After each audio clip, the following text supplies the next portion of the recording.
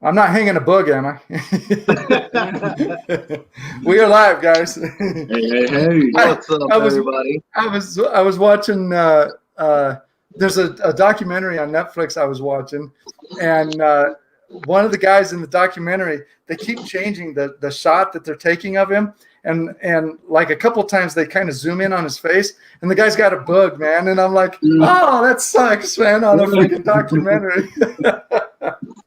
Hey, everyone, what's going on? It is the Triple Cap Show, episode 12, with Caesar and Rob from Smoking Lead Channel and myself, Vic Evans, the High Desert Man. And how's it going, guys? What's up, Adam? What's going on, buddy? Nice seeing you on. I see Adam in there. Geez, we've got 3 people so far. Come on, guys, pick it up. Let's go. I think Bruce, what's going on, Bruce? Like instantly. What's that? What's up, Ashhead TV? Oh, Ashhead's on there, far out. Nice. Bruce, how's it going, buddy?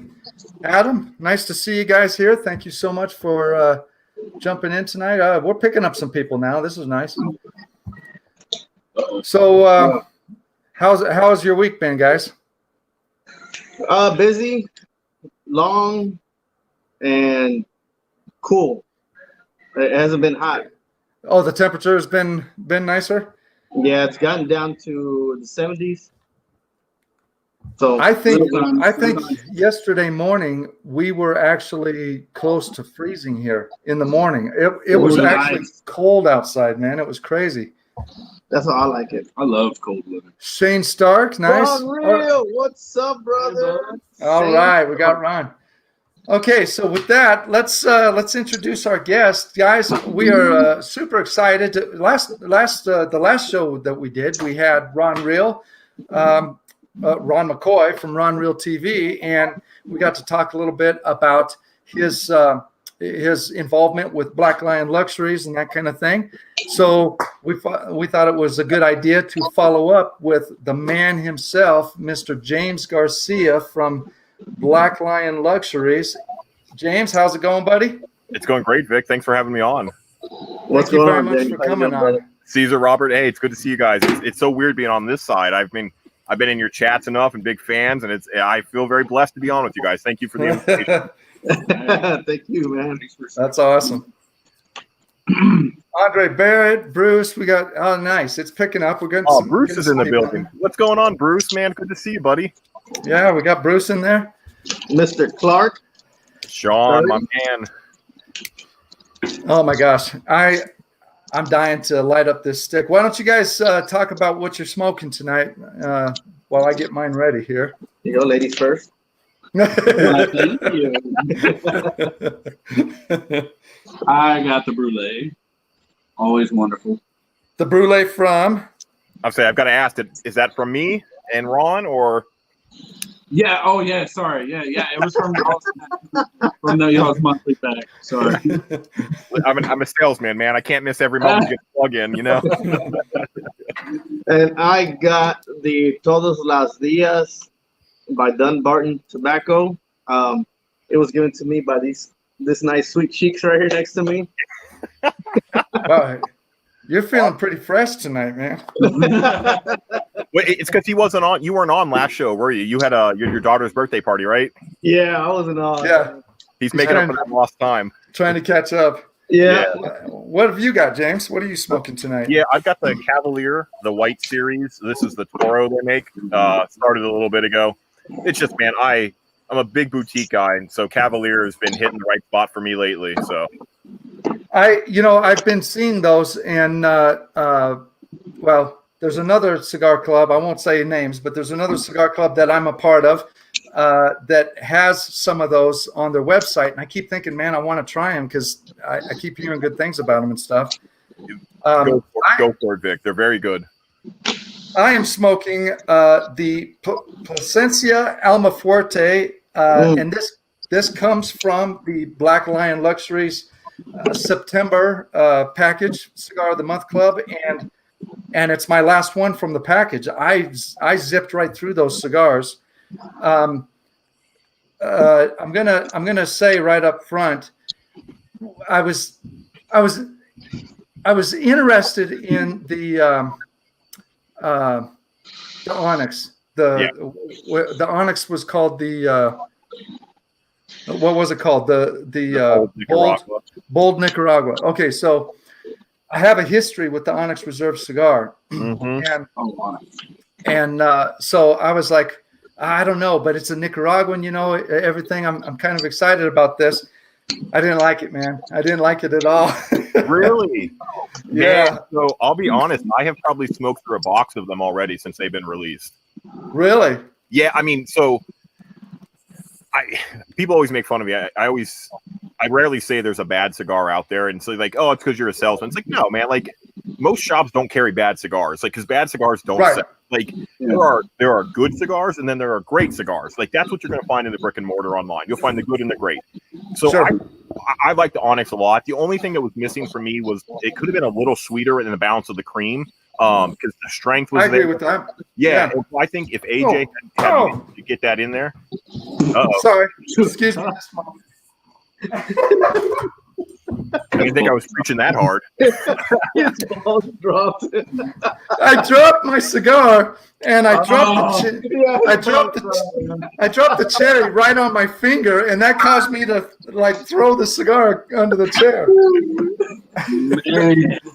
I'm such an amateur. Did you ruin it though? I didn't ruin it, but I knocked the cherry out, so it's not really going anymore. So I got to light it up again. Yeah. So I thought I can't even focus. I thought it was a very good cigar, just missing one or two elements. I want to see how it looks 6 months from now, even a year, to see if that helps it at all. But I thought that's interesting. For what Onyx, because their last one was phenomenal in my opinion. I know you didn't like it as much, Vic, but they haven't really done a lot in the market, and AJ's, he's got that strong Altadis high. So I was really glad to see him kind of step back in and do some more, following Disparate, the H. Upmans that he's been involved in and all those other things. So, yeah, so I was excited for it. The Onyx, like I said, it was the first cigar that I bought a box of, and enjoyed them back in the day. This is going back quite a few years. But I guess my palate just changed. It started off. It started off pretty decent, and I was like, okay, this is cool. I think I might like this. I honestly have to give it another try, because I always like to give a cigar 2 tries. Yeah, well, absolutely. Because you never know what affected you on the first cigar and stuff. Yeah, unless it's a very horrible cigar. Sometimes you think twice before you get it. You're like, that was pretty bad. I don't know what Right. I don't know what that is. Do I want to put myself through that again? Yeah. We got Cigar Head TV in the house. P. Roland. Who else there? What's up, Fred? What's up, Preston? Well, one David thing I love Chirico? about the package is it was a September one, right? The one, Yep, that was our September box. Yeah, that one thing I love is I haven't had any of those cigars other than the Brulee. Really? And I'm really big on trying. That's like I told Ron, he's like, we're gonna push your palate. And I'm like, bring it on. Yeah, I mean, I just do it. So it was, when the idea was born a couple months ago, it came out of I'm in a number of clubs. I've been in even more clubs. And so I thought there was a place in the market, right? I'm not going to sit here and like, oh, I've got the most innovative and it's brand new and I'm the best. There's a place for me, and I saw that place from a business opportunity. But I smoke 5 to 7 cigars a day. I've been doing that for nearly 10 years at this point in my life. I rarely will smoke the same thing in a month. Like it has to be something that I'm really confused about, or I'm just trying to dig into. Like the Onyx is one I was trying to dig into. Okay. Club. Like that's something I'm really proud of. And when we launched this club, I knew what I didn't want to do, but from the cigar side, I was like, I've been that person that walks in the lounge and doesn't talk to the person working in there, who doesn't entertain them and try to like, I don't want your help. I know what I'm looking for. I have changed so many times. Like when I walk in, I don't buy boxes anymore. I only buy singles, and I'm always grabbing things I've never smoked before. And so I'm like really proud of that fact. And then I was able to add Ron on, who smokes the same volume as I do, who's always exploring cigars. And when there was just this synergies. Like we know we're going to push people's palates. And like I said, I got that Onyx question all the time, or a lot so far this month. They're like, why? I was like, why not? It's a common answer. It's like, why not? Right. You automatically are discounting it because of the name. If I took the band off and sold you a story, you probably love it, but you think the Onyx and you forget about it. So it's one of those things. I put it up with some other really good cigars that's going to like force you to smoke through and be like, all right, I see why this Alma Forte is a $22 stick and this Onyx is only $9.95, but for $9.95, I got X percentage value, out of that. So I kind of approach it a little differently. It's like there's a scientific part of my brain, because I'm kind of a nerd, that wants you to like focus on why you smoke cigars and why you always come back to certain ones. Right. That's cool. That's real cool. We got Lee Mack in the house now. That's awesome. What's up, Lee Mack? Lee, happy early birthday, my man. Yeah. Oh, that's right. Well, gosh dang it. Yeah. Right. Let's just keep moving along. So, what do you want to know? I'm an open book, or I try to be. I only ever do these with Ron, so I feel so official right now. I even put on my official Black Line polo. Ron doesn't need polo treatment. What's your favorite color? Red. I'm a redhead. I can roll with red. Do you like long walks in the beach? No, man. I'm a pale redhead. I burn easily. I want mountains, and I want trees, and I want to fish, and I want to be like somewhere where I can hide in the shade. All right, there you go, man. But I'll tell you what, I'm white as can be. Whenever I get a sunburn, I peel. Yep. And I turn 10 shades whiter. Thank you. I just get browner. I just get browner. I can't. I'm jealous. I tell my wife, and she's heard it for years. I tell people like I'm either white or I'm lobster. There is no in between. There is one or the other. Exactly. So well, let's start with just the company, Black Lion Luxuries. I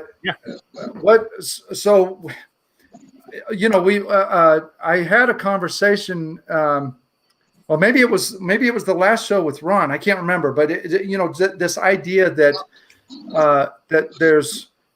it's a big ocean and there's a lot of players out there, and then you say, I have this idea. I'm going to throw my hat in the ring and see, what I can make of it.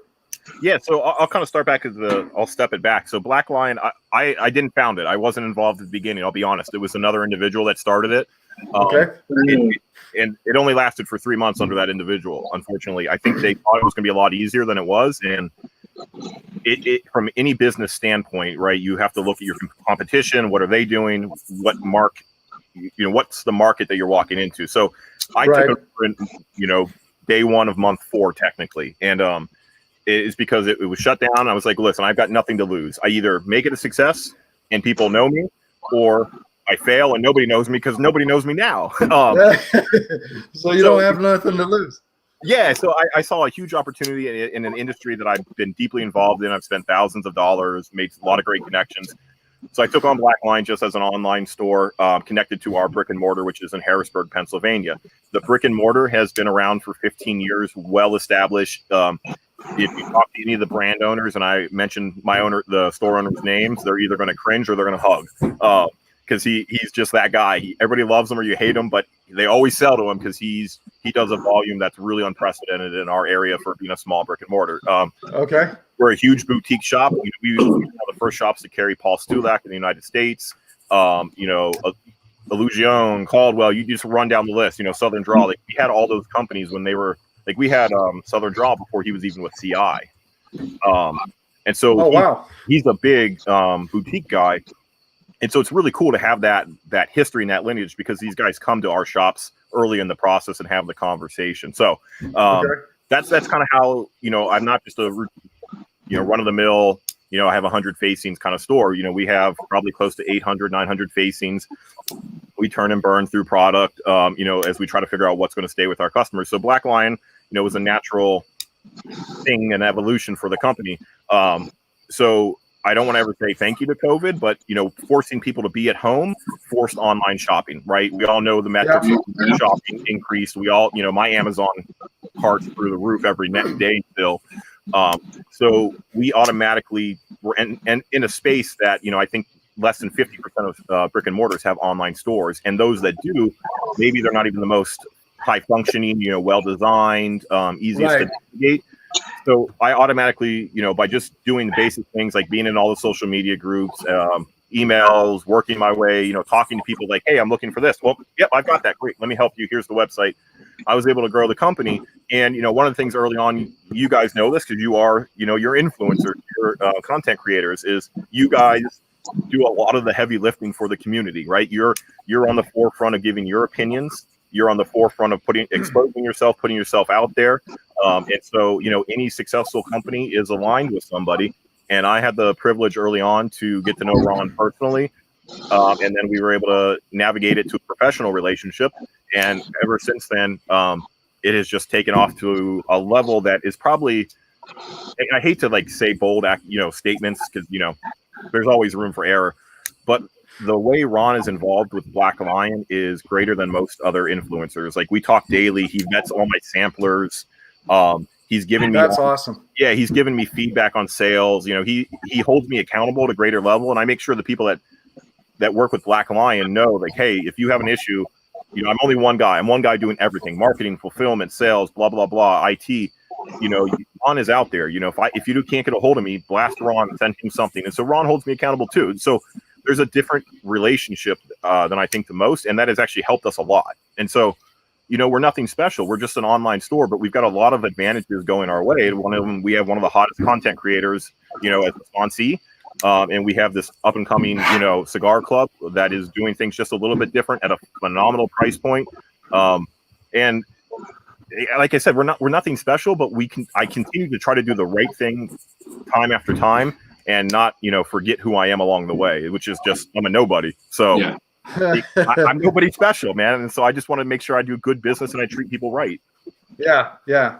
Well, you can't go wrong with that model, but man, you mentioned, the content creation of Ron. I mean, man, he came on the scene and just stepped it up a level. He's about, I think I heard him say on his last review, he's about to hit a year, I think. And yep. Yeah. And I was like, hold on, a year? And I wanted to go back to go see his numbers, and I was like, holy shit, I wish I could hit those numbers. Oh yeah, he's year. He skyrocketed, man. I mean, I always do. I like to tell him that I need to get some of that credit because, I'm giving him all the good cigars, some of the stuff. That's probably what it is. That's probably what it is. I know he could walk out there with quorums and he'd still be getting the love because, I'm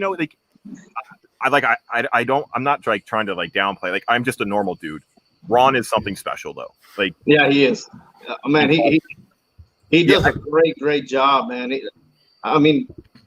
His buddy, the one that does the video editing and the way he talks, everything, the way he presents a cigar, he does a phenomenal job. I mean, what do you expect from someone that's got a firefighter tail? That's probably what it is too. I mean, if he probably got a calendar out there and all the fans are just showing up. His camera guy Eric has got those photos, and he's just waiting to blackmail Ron one of these days. Yeah. I will so do it. I'm gonna Photoshop some stuff and put it out there just to get some dirt on Ron. We're coming for you, Ron. Yeah. So I attribute to my success just right place, right time, and surrounding myself with good people. I mean, Ron makes me better. I have the privilege through Ron to get to know Lee-Mac. Lee-Mac makes me better.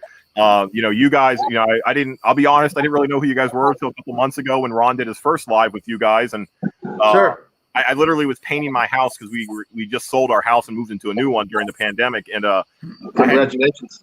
Well, yeah, sure. Thanks. you name everything that could go wrong. It has. When we moved out, our movers didn't show. Oh, really? Yeah. Yeah. So it went from all right, this is a nice 6-hour job, we'll be good, to shit, I'm fat and I'm out of shape and I can move one at a time. I got my 4-year-old running around trying to help move our 200 entertainment center. I was like, this isn't happening. Oh man. So you mentioned the price point. Holy cow. I mean, I don't know. I haven't. I think I've watched one or two unboxings before, but when I opened the box and saw what was in there, I was like, wait a minute, this doesn't make sense, man. I mean, this cigar, like you said on the pamphlet, the little info sheet, $22 for this one. Yeah. Give or take, it's gonna vary wherever you're at, but across the board, I was like, wow, man, this is a nice package for what we paid for it. It was a very nice surprise. Absolutely. That's what me and Robert were talking about. Because he got his in. I haven't subscribed yet. I'm going to, but he's got his in, and I was like, so what'd you get? And he told me, and I was like, hold on, how much you pay for that? And he was like 37. That's including shipping. And I was like, man, what the hell? Only 2 cigars already. There was like $40-something. 100%. Yeah. It's way worth it. It's like I said, I saw a spot that I could be in the market, which is all right. So some of the pet peeves are, I've seen clubs that they'll tell you no second or no food, but they end up in there. It's like, just be honest to your word and who you are. But I just saw like there's not a value. Excuse me, he's getting to me. Like there's value clubs, but there's one where you're not actually getting your value. Right. And so that I mean, this is the part I hate, because like all the other clubs before me have laid the foundation for what I hope to be a successful run. So I always hate this part, because like you don't want to like talk bad about other clubs, but at the same time you are trying to set yourself apart. And so, I saw that's the position I saw I could put Black Lion in. It was like, I can give you $50 to $60 worth of cigars every single month. And wow, that's impressive. I can do it because of the relationships my shop has had and has, and I'm not in it. It's going to sound stupid. I'm still a young company, so I don't need to make millions of dollars off of a club box. What I need to do, and I'll be honest with some of these people know it in the chat, lead generation. I just need more eyes looking at Black Lion. I want a loyal customer base. And so I by doing this, though, I set the standard that I will never make money on this box. Like literally there's maybe 50 cents to $1 made every box. When you look at the packaging, the materials, the printer ink, all that stuff, there's no money made. Just a little, just so I can say, hey, I'm not in the red, but that's my commitment. But that means going forward, that commitment's always got to last if I want to make sure I continue my reputation for the club and the work that Ron and I are doing. So I'm very proud of that fact. I mean, you guys are in other clubs. Sometimes you get your money's worth. Sometimes you're right at the number. Sometimes you're a little bit below. It just depends on the month, though. But I am always going to be making sure that there is no room for interpretation. You're going to know you're getting your value every single month. Whether you like the cigar or not is up to you. Yeah. Right. Wow, So, that's pretty cool. You get more than your money's worth, that's for sure. Yeah. So our first month was even that. I mean, it's not like you can't find, like, say for instance, if I buy this pack, it's not like, well, I can't ever smoke that again. Well, that's kind of the other thing. I've been in those clubs, and Vic, I know the one you joked about earlier. That's always been my thing. I'm a hunter. I love, like, Ron and I disagree on this one. I love Opus X. I'm a hunter of Opus X. Like, I will never show off my collection because I am fearful of being robbed. So I like the hunt of Opus X, but then at the same time, I'm like, why can't I find this freaking cigar for under $100? And so, like, that's always been in the back of my head, is like, I want cigars that I can walk into maybe 40 to 50% of the brick and mortars in America, or I can find online. Or you can just wait till there's a sale and you can get it then even cheaper. That's one of the commitments to the club, is all these cigars, you can get them on my site, or you can get them on 20 other major sites on the internet, or you can walk into your brick and mortar, because if you want it, you want it again. And I want you to show support to the brick and mortars, whether it's mine or somebody else's, so that the industry stays alive. And you're not always going to one spot to get this rare stick that, they may have, or they may never have it again. So, yeah. I want to say hi to the Smoking Preacher real quick. He dropped in here a little bit ago. He's in the chat. Is he still driving? Yeah, he's driving. He says he's still driving, headed home. So that's cool. He usually drops in. I guess we must come on at a time when he's finishing up his day and stuff, because it seems like he's always headed home. He's a really good dude. it's funny, just like I didn't realize when I was getting into it with Ron, just the connectivity you guys all have behind the scenes. And so the amount of like reviewers that have, they've ordered from me and like, you guys joined the club. It's like, there's a lot of pressure on that, man. Like I can't screw these up. Yeah. Oh, we'll call you out on it if you mess up. It's so good. It's like I try to be as honest as a parent. I fuck up all the time. And who doesn't? Like, but but like I can do what the good thing about being a one-person shop is I can go above and beyond to take care of that person. Jesus Christ, Ron. Okay, what are we talking about here? Let's. Are you wearing? I just want to know. Are you wearing tassels under that shirt? I can either confirm or deny. Whoa! I'll paint the picture for you guys, right? So, I'm a young man on the streets. You got to do what you got to do. I lived in Philly for a minute. You got to work. I'm just all joking. This is a freaking joke, guys. But when I was a stripper, I would dance to Ron's rap album. And one of those things is true, and it's not my stripping. It's Ron's rap album. Really? Oh my gosh. Okay, I got to get my hands on that for sure. I'm waiting for him to pop in because he's going to defend that rap album by saying it's the best thing ever. And then the music major in me is like, dude, you're not even on beat for half of it. Oh my gosh, that's awesome. There's syncopation when you're trying to be deliberate, and you got the Emiola and you're trying to do like Eminem and DMX and Busta, and you're trying to get like 6 against 4 or 3 against 2, like that's right. Personality. Isn't intentional. Don't worry, awesome. man. I used to work on Fat Tuesdays, man.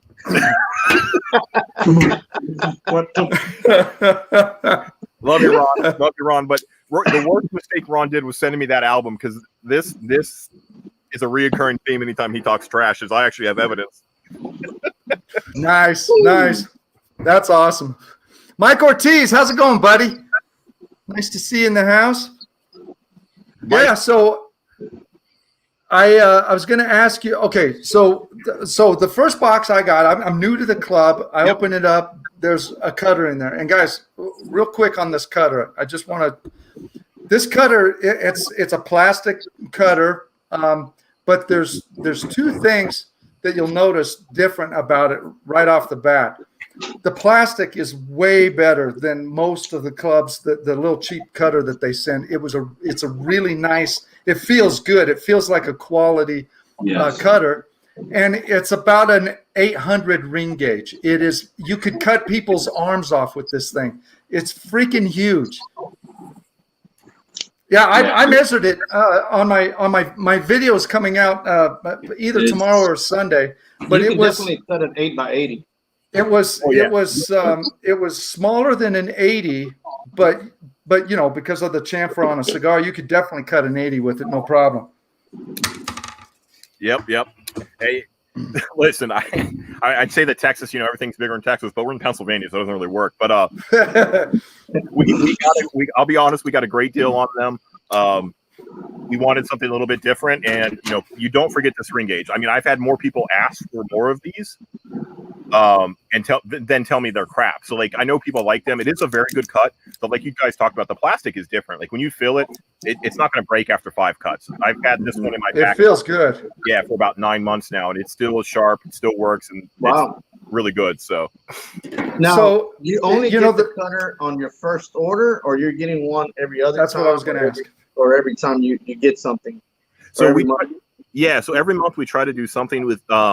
So you guys actually got the cutter ahead of time. So spoiler alert: next month's giveaway or add-on is the cutter. But Ron had asked me to do something a little special for you guys, so I got something special for you guys. But so every month we do something though. We've had great relationships with the companies. So the month before last, we had the La Aurora, the Preferido, the Diamond, the Black Tube, another $21 cigar that most people hadn't had. La Aurora gave us branded cutters, so everybody got that for that month. And and then the month before, we actually did long matches. Ron loves long matches. So we threw in some long matches that were branded with Cohiba on the box. So they're little things. Like I don't have a gigantic budget to, I don't have a gigantic budget, but I do have little things and great relationships. So the La Aurora Cutter actually made me really happy. And so this month's giveaway was, because it was the addition of Ron to officially announcing him as part of, the club, and the main curator was his sticker. Right. So yeah, every month we'll do something. I don't want to tell you. Well, I guess I did tell you. I will say the only month is December. December, we will not have a giveaway, only because 2 of the cigars in that box alone cost $60. Oh, nice. Already. Yeah, so December is going to be. I keep trying to. I'm keeping people out, and whether they're listening, Christmas package. Yeah, December is going to be a month that, if it doesn't put Black Line on the map, I'm really going to blame the people. Because Ron and I have currently smoked the test blends of a cigar that there's 5 rollers in the world that can do, and we're going to produce that cigar. It's going to be a Black Line exclusive that'll be available year round from this company. Wow.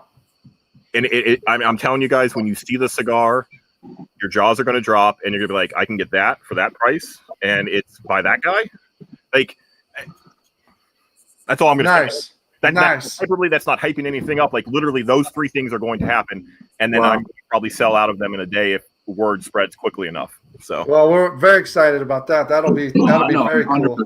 I'm gonna be there December. 100%. Yeah, and I cannot wait for this cigar, because we've smoked him. I literally drove to his house to pick him up. Like, he landed. I went the next day to grab the cigars during COVID from him, and whew, it was awesome. Again, I got to can we pre-order? What's up? Can we pre-order? Yeah, I'll tell you, it's gonna be $25 right now though for a cigar. Now I got a question. I know you got quite a bit members now. Are you waiting to get to a certain point and then stop and make it an exclusive to where if somebody drops out, somebody can come in, or are you just gonna go free for whoever comes in and that's it? Don't matter how many people are in there. Yeah, that's a good question. So the only reason we're toying around with stopping memberships and limiting it is because I don't know if you guys have noticed it, but there is just COVID has put a damper on a lot of supply chain issues. Yep. So I'm not going to lie, Ron and I have had to scramble a couple more months. So kind of backstory, Ron's been involved since day one. We announced him in month 3 because of some stuff, but he's been involved since day one. So we've had to scramble to get some cigars because of inventory issues. That's the only reason we're considering it. We're close to that number already. I'll be honest, we're at about 250 members already after 3 months. Okay. Wow. Yeah, so it's been growing. They're with the cigars that we provide, they're not regional exclusives, they're not hard to find. They're accessible cigars. I don't see a reason why we can't keep going until it's just maybe more of a time management issue where it's like, hey, I can't pack 3,000 boxes anymore and work a full-time job and fulfill Black Lion orders and be a good father and husband. So that would be the only thing that limits that, unless Ron wants to drive up to Pennsylvania once a month to help me pack these damn boxes. So right now it's only you doing everything. Everything. Wow. Yeah, so I told you guys. That's a lot of work, man. It is, man, but it's worth it. So I'm not gonna lie, my mom and dad, they didn't go to college. They're blue collar people. Blue collars they come. My dad, he's a mechanic, but he works on $1 million machines. So if you ever buy motor oil or Gatorade and you flip it over and there's a G at the bottom, that's the company my dad works for. He's their lead systems engineer. He's worked his way up. So hard work's just always been my DNA. Yeah. And I saw the opportunity, talked it over with my wife, and I didn't know it was going to be this soon. But I'm not going to shy away because I've had some punches thrown at Black Lion already, and I'm swinging back. What do you mean? Hey, look, when you got punches thrown at you, that means you're doing a good job. Yeah. I'm not going to say the company's name. It's not a. Sure. It's nobody that you guys are affiliated with, though. So I'm not affiliated with nobody. So all right, good. Yeah. So you got to worry about that. Yeah, they had the audacity to tell me that I could do better on one of my club boxes. Yeah. And really, and then they followed their club box up with a cigar that is universally hated. And I've seen guys like, hey, buy a box, get a box of these free. Like, come on now. And so like that kind of like fueled the fire. And man, like you come at, what's that? I always tell Ron, like, because when Ron gets all like the YouTube hate and stuff, like, if you're going to swing at the champ, you best not miss. Yeah, There you go. Yeah. that's And true. so stuff like that kind of fuels my fire from a work ethic. So yeah, it's one person, but it is what it is, man. You know,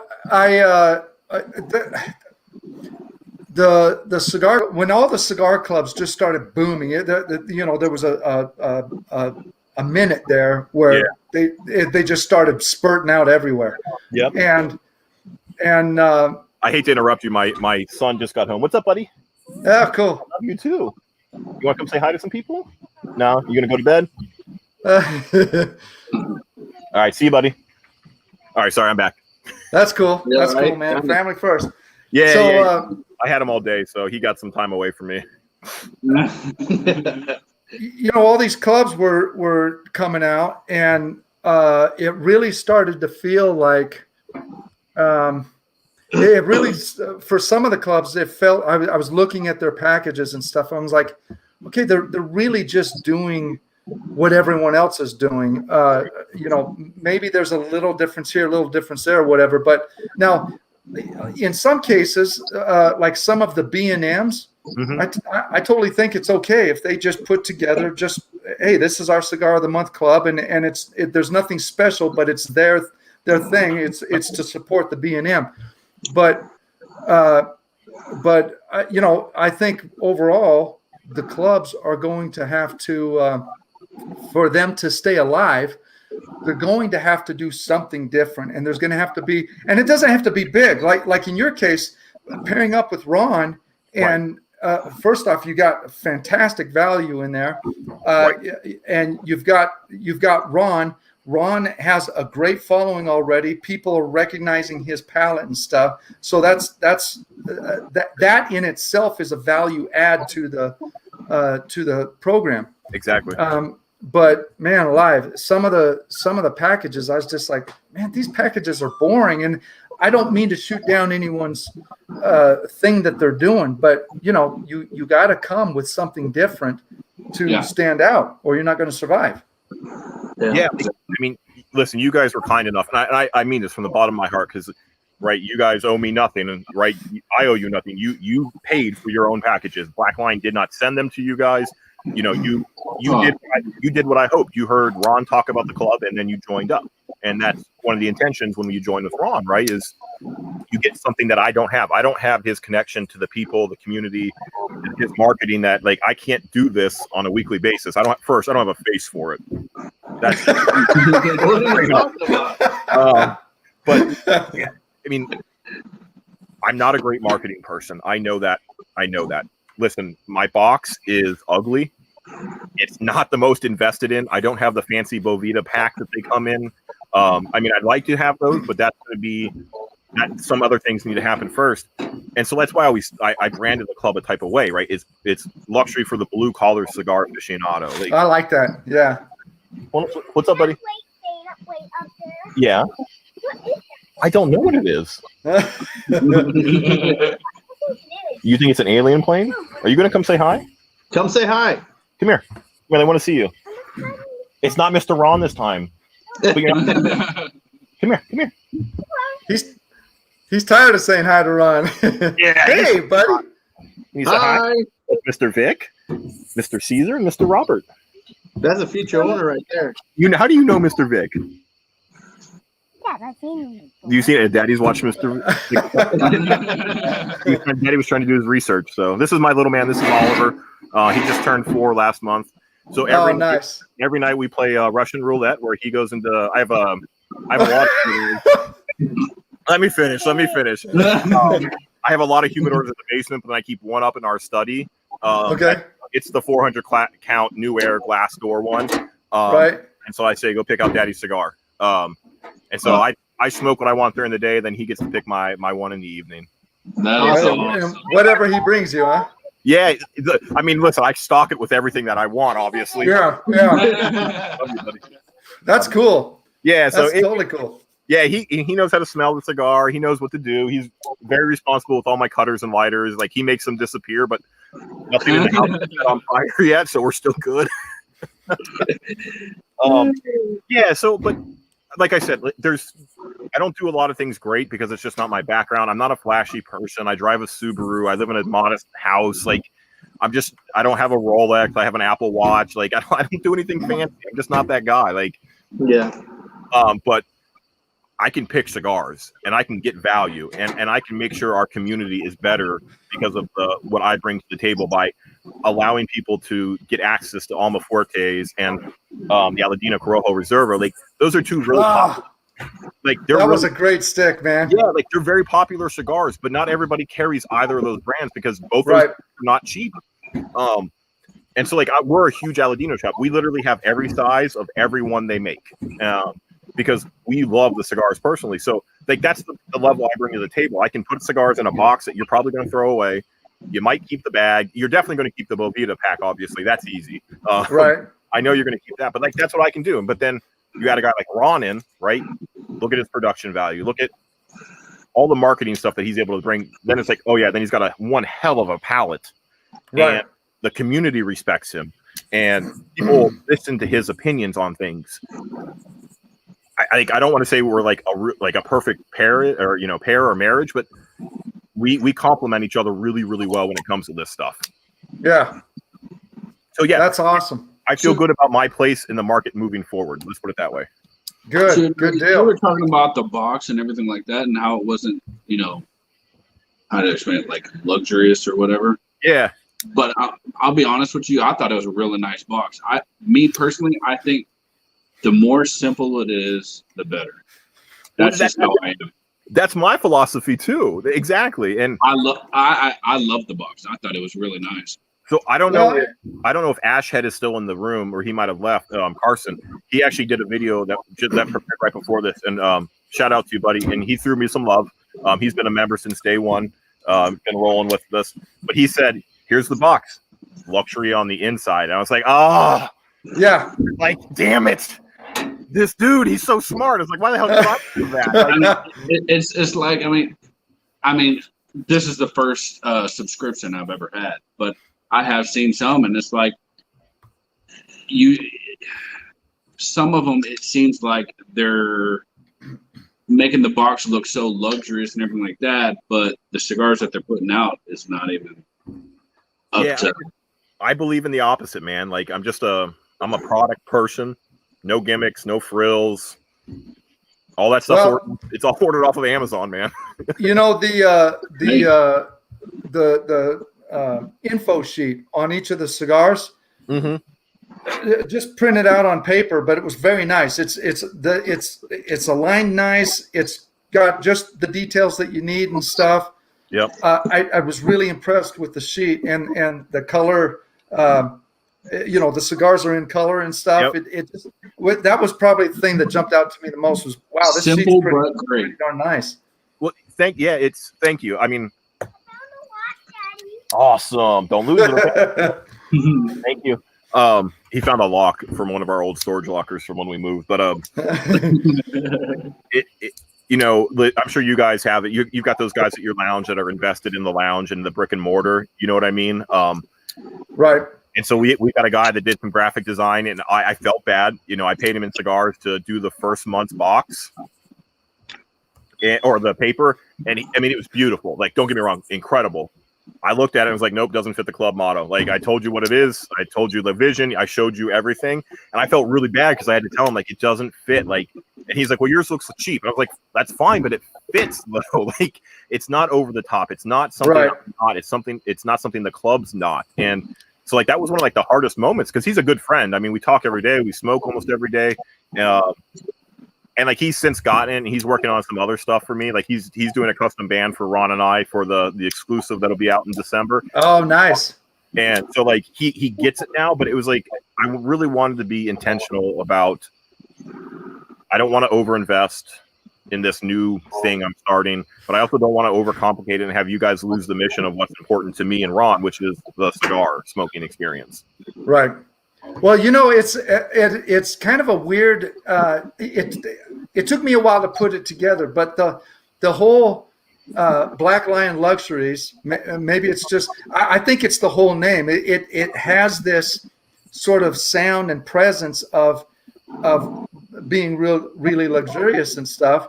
But then you guys, Ron kept mentioning the blue collar thing, and I was like, why does he keep mentioning this? You know, I just in the back of my head, I was thinking this and stuff, and it took me a while to put it together.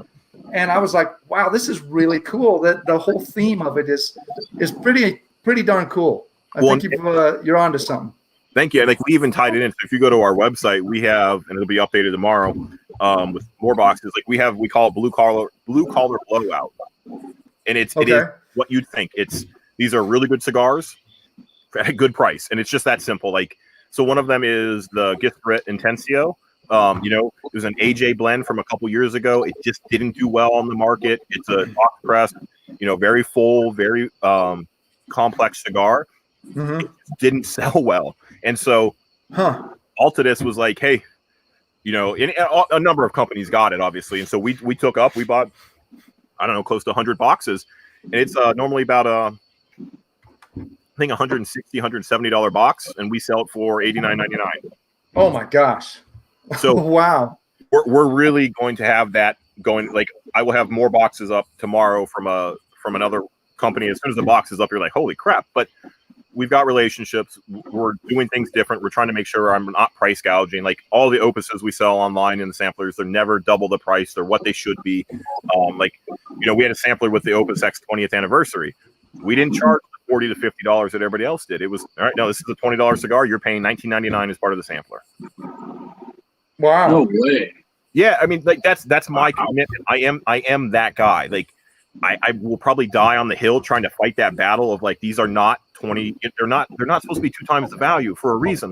Like the company says this number for a reason.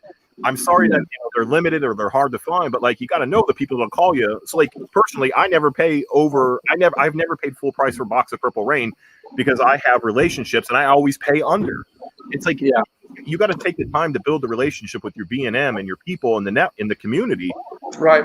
And so like I'm trying to make sure I like die on that hill with that cross on my back saying I will never overcharge for an Opus X. Huh. Okay, another question. I see I'm on your website right now, and I'm looking at you only have one type of a club membership, which is only $30 a month. Are you planning on doing something where you double it for like a buddy system where you get two of the same cigars each for people like me and him, where we could just have that club and then we both get a cigar each of the same one to smoke or to not to review because nobody, there's not a lot of people that review, but like just to smoke and hang out or maybe for a father or son or somebody like that. Yeah, because I've seen that on some others. I don't have plans for it. I actually had not even entertained that idea.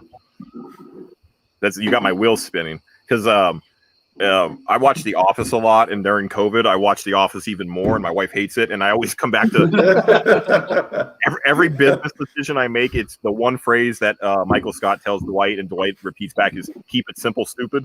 Right. And so, like, I was like, "Nope." I've always had that on my mind too. Keep it simple, stupid. Yeah, it's like always. I used to work in the music industry. That was the first time I heard that, and I was like, all right. So I kept everything simple, stupid, but it worked. I mean, it was easy for people to read or for everything. And if you didn't understand it, you're pretty stupid. And I still have people. I mean, I would do a flyer with all the information, price, everything, door price, everything, bands, date, address, and people will still ask how much, where at. And I mean, I'm like, dude, everything's there. People will always do that, and it frustrates the living hell. Yep. It's stupid. That's where I've had to learn to control my sarcastic nature and like. Let me help you with that. It is failed. So I'm not gonna when I talked about the accountability with Ron, like no joke, like I don't have anybody else, right? I have my wife, and sometimes she just she's like, nah, this is your shit. Worry about it on your own. She's got her own stuff. Like she's a public school teacher, she does special ed, and with doing, so doing my full-time job at Black Lion, like she does mom at level, God bless her. Like I love my wife and I make sure I treat her really well, and she gets a good chunk of the money every month, obviously, because of that. like I don't have anybody else, so I go to Ron a lot, and so Ron has been on the receiving end of a lot of like, should I send this email? Like I've even CC'd him on the email, like when the person's like trying to invoke Ron's name in the message and like trying to say shit. I was like, keep it simple, stupid. I'm gonna call you on your bullshit. Like, you want to do this? Great. Let's just be honest with each other, straight up. Let's just go there. So like, it may not be the most professional customer service atmosphere, but it's endeared me to some people. Yeah. I can't do stupid people. I can't. Hey, Fred, Hey, so I had a question real quick. Ron, a little bit ago, mentioned it looks like he was chatting with someone else. He said something about, I've seen so many people complain about the QR codes. What's that about? Do you know what that's about? I do, yeah. So there's man, Ron's trying to like, he's making me work tonight. I'm like mental hoop here. Right, like, so QR codes were a thing. They still are a thing, kind of. Like Yeah. Yeah, they are. Yeah. So like, I use QR codes in the lounge whenever I do Black Line specials, so that the lounge members can just scan the QR code if they want them, and they can just take it to the register and they get that price for our guys. But then there's like 3 dudes that have Androids that somehow don't have a QR scanner on their phone. Drives me nuts. Right. Must be an old Samsung. Look, I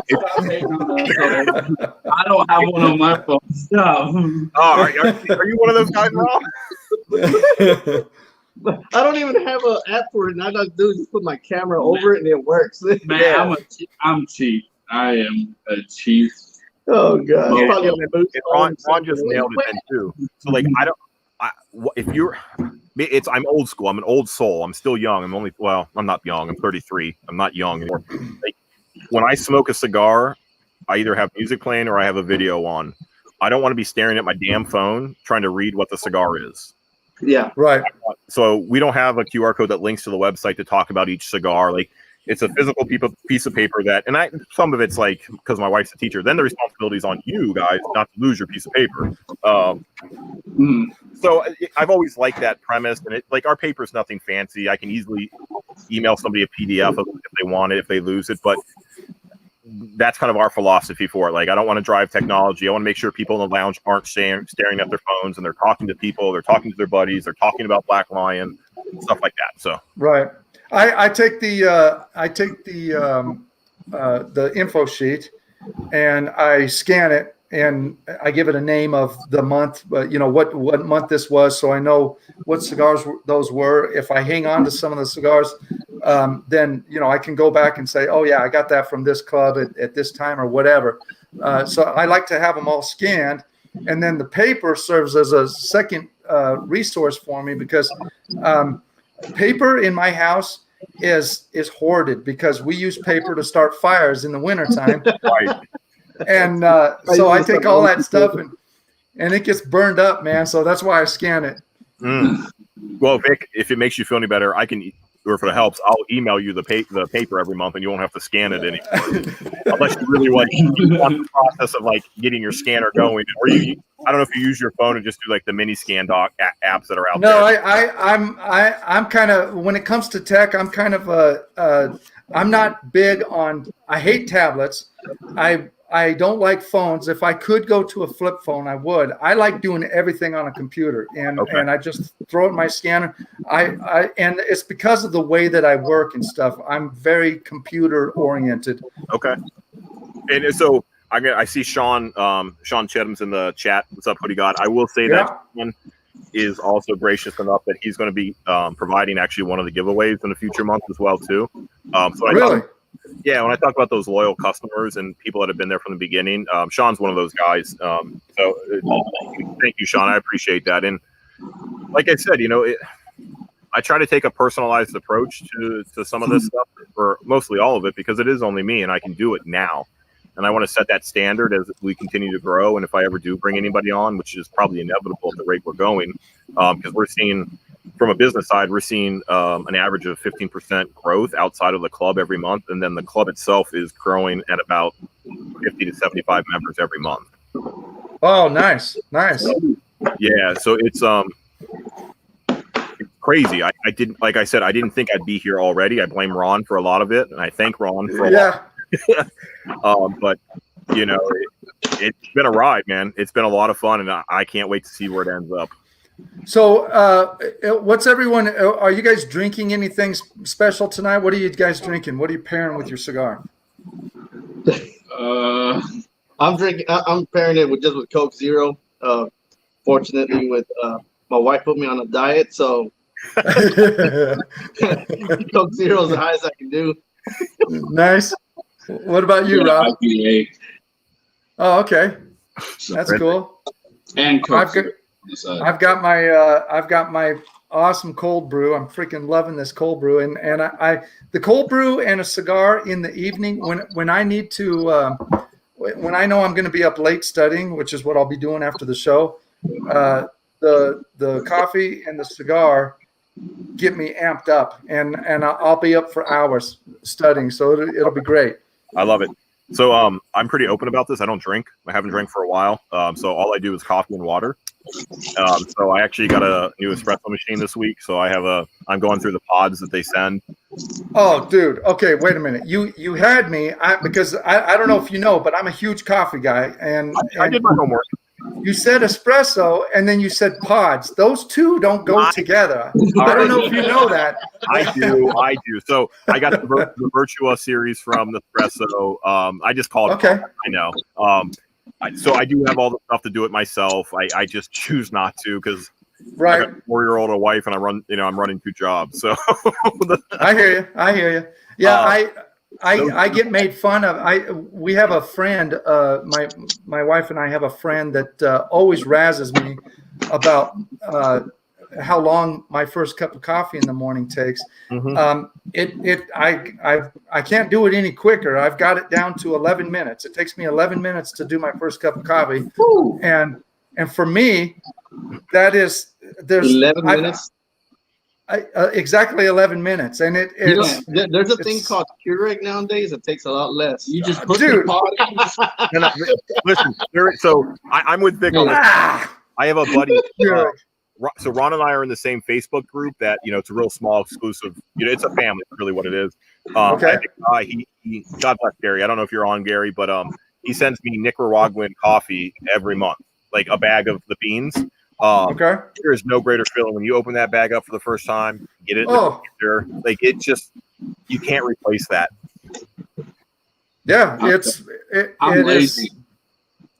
When it comes to coffee, I'm not lazy, man. For me, it's part of getting my day going. It's that whole process, and I a lot of times if I'm doing a new grind, a new bean or something, I'll weigh the grounds and everything, get everything just right. But yeah, I'm a coffee hound, man.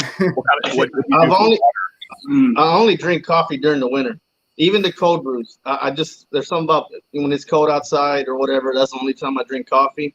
I don't care if it's cold. I eat ice cream when it's cold outside. So really, yeah. What I usually always pair it with some type of like scotch or whiskey or something, and Coke Zero, and that's the only thing I pair it with. Unless I'm hanging out with some friends, I'll drink it with. I'll smoke it with a Dos Equis or a Corona or something.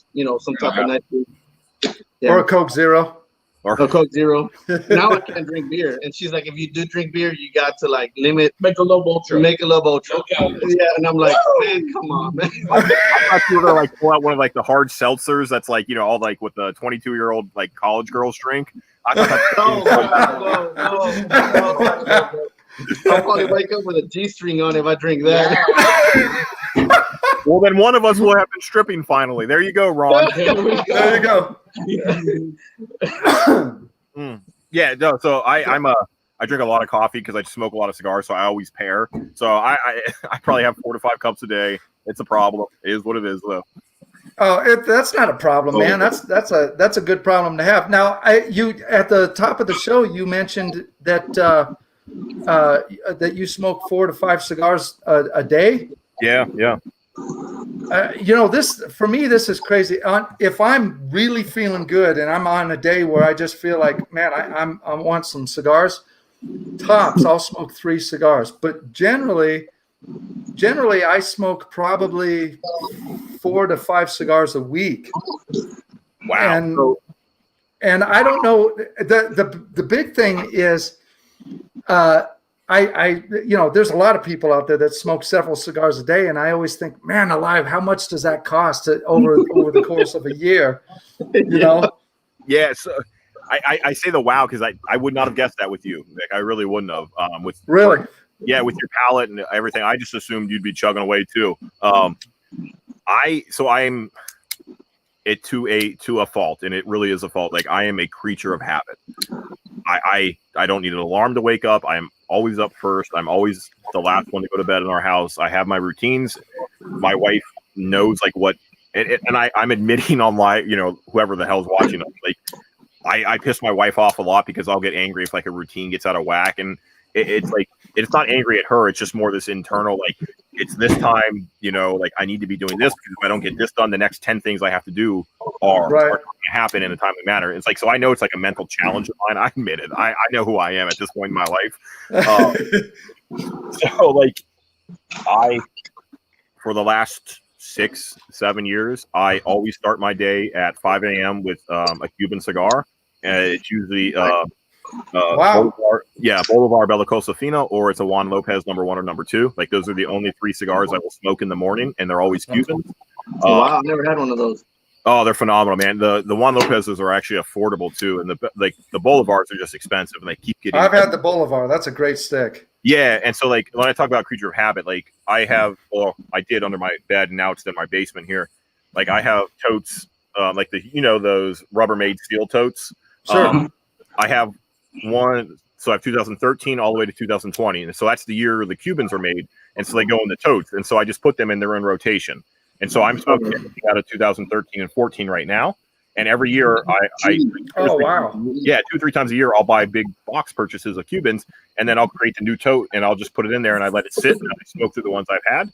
So that's been my routine for about 6-7 years now. And then, if I'm done and my wife and kid aren't awake or they're at work or they're at school, I just go on to the next one. And so my full-time gig, I drive and I travel a lot. So I'm always on the road for work. Excuse me. So I smoke in my car, smoke one over. I work a lot in Philly, and I'm a member of a club over there, and a lot of guys I meet smoke, so we'll smoke and have a business meeting. Okay. On the way back home, I'll do work at, for my full-time job, and then Black Lion. Right. If I'm in the lounge doing stuff, I'll smoke in the lounge. I'll smoke on my way home then. And then, whatever the night finally ends for me, I always finish the night with a cigar then too. So. Wow. So I wish I can do something like that. Yeah. How long have you been smoking? I don't smoke. If I know I'm gonna do a review that day, I won't pick nothing up just because I don't want to have the taste of the other previous cigar. So I try to keep my palate as clean as I can to give the most honest opinion on the cigar. So that's one of the things that I'll probably just smoke one cigar, and if I'm not doing a review, I'll probably do 2 cigars or just none at all till the following. But on the weekends, I do smoke 3 or 4 cigars that same day. But as far as like during the week, because of work and reviews, I limit my what I smoke. And if I like on the weekends, I'll wake up the next morning looking at my humidor going, oh my god, what happened to all my cigars? But like, and that's my advantage, right? Like I don't do reviews professionally, so like I don't have to worry about my palate being perfect every time. Like I mean, I drink these like nobody's business. So I'm always cleaning my palate out. I always have dark chocolate in the house. Like I never smoke a cigar just to smoke a cigar. Like I'm always doing something like, oh, how can I sell this cigar? Or like, why should I sell this cigar? Why should we carry it? It's like there's always something to it. Sure. Yeah. So it's my routine. I mean, I'm lucky now that I work for a cigar shop because I get them cheaper. Yeah. No kidding. So yeah, that's all I can say. I want to say hi to Janice real quick. I just saw her in the room here a second ago. Janice has become one of my most awesome recent followers. She comments a lot on my videos and stuff, which always makes me feel good. And so, hey, Janice, what's up? I'm going to talk to the chat real quick. Bruce, I see your party has comment. Bruce, if you give me a call, I have a good amount of Partagas 150s left from, I don't know, that wrapper's probably 30 years old now at this point. Oh, wow. I have seen Ron say something about the Trinidad, which is something I've been wanting to get my hands on. I love the Trinidadads that are here that are not Cuban.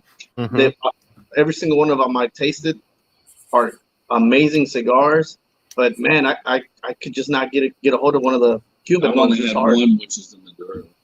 The Trinidad Maduro. That's the only one. Dude, you can always go online and buy these cigars, man. Ron's got a good place to get Cubans from. Yep. See, one of my favorite last year's, my number one cigar last year was the Trinidad Espiritu number one. Oh, that's a good cigar. Oh, it's a great cigar. We sell that's one of those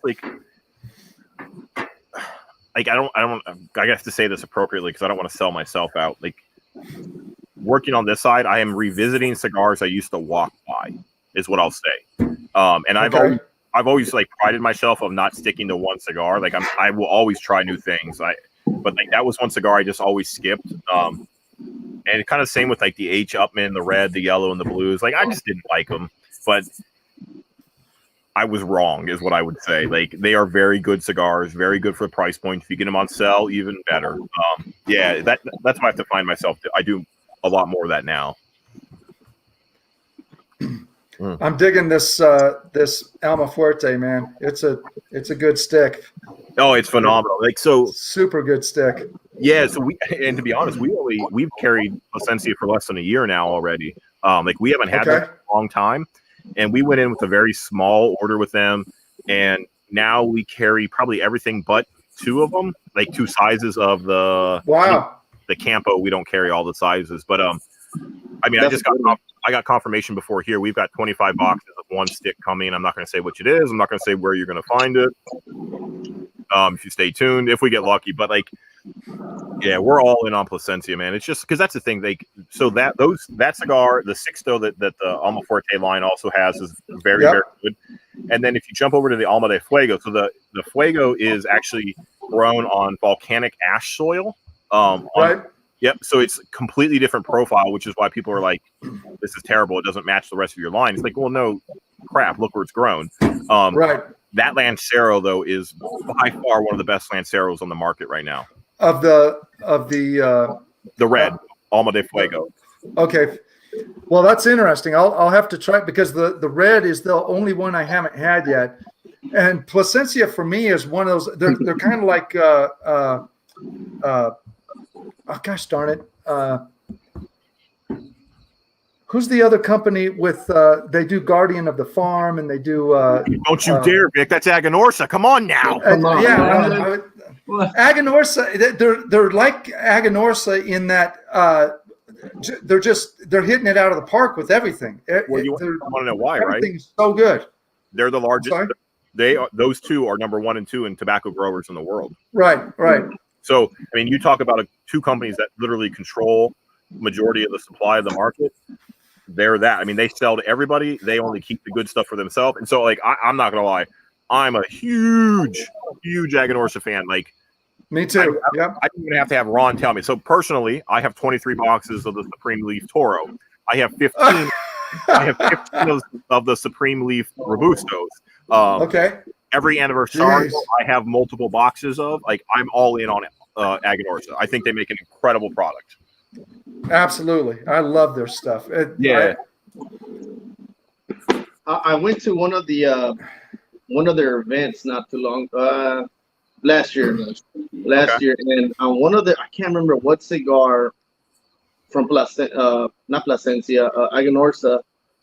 I remember it had the gold wrapper around it. Are you milking a cow or milking a goat? What are you doing there? That was a good one. I mean, at least the camera was up here, because if that camera was going somewhere else, I was about to come off family-friendly stream anymore. No, but the guy was saying that on that one, they do add a small piece. Yep, I know exactly what you're going to say. You know what I'm talking about, right? Yep. So that signature selection, that's the Corojo. They have a Maduro, which is the silver wrapped one.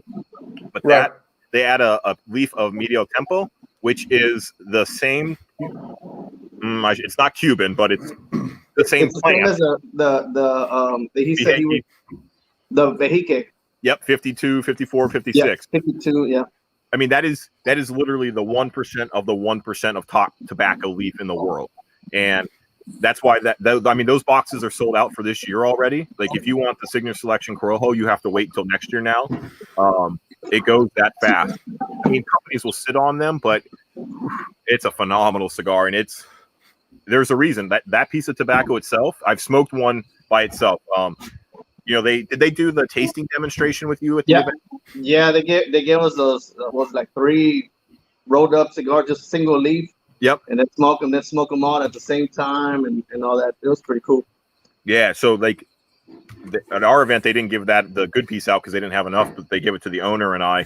And I had never tasted it individually, Caesar, and it was one of the few times that I got so excited that I got up, I left the room, and I wanted to be by myself just to smoke just that little piece of that leaf.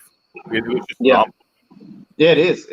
It's crazy how just one leaf alone tastes so great. Mm-hmm. All 3 of them, and then when you grab all 3 and then smoking at the same time, it's like, wow, it's completely different cigar. Absolutely, yeah. I love those tasting events. I always tell people, like, if you've never done one, you really need to experience it because it'll take your cigar knowledge and it will help define your palate even more too. Because there's literally 3 things you can get off that leaf, and they tell you what they are, unless you have a palate that's insanely good. But they walk you through let the smoke cool, push the tongue up to the top of the roof of your mouth, and you should taste X, Y, and Z. Then on the retro, you get X, Y, and Z more, and it's like, holy crap, that actually really helps. Right. Yeah, Kevin from Cigar Prop always talks about he talks about bursting the little bubbles by pressing his tongue to the roof of his mouth, and the more flavors he gets. Which I wish Kevin was on here. I gotta call him out. Kevin says that he used to be a chef. I don't buy it. Have you seen some of the posts that guy puts of the freaking way over fried eggs and the Jimmy Dean sausages and stuff? This guy was never a chef. So I go back to my phrase, right? Keep it simple, stupid.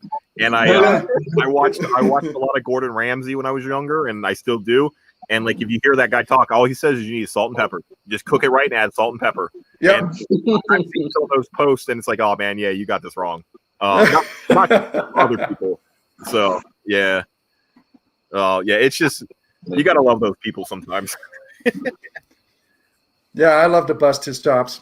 I mean, the good redeeming thing about Kevin is he's got a lot of awesome props on that show. I'll give him that. He's got stuff some I've never even seen some of those accessories. It's like, and I did. I watched one of his reviews because I smoked in my car when he did the air humidifier or whatever what's that called? Purifier, air purifier. Yeah.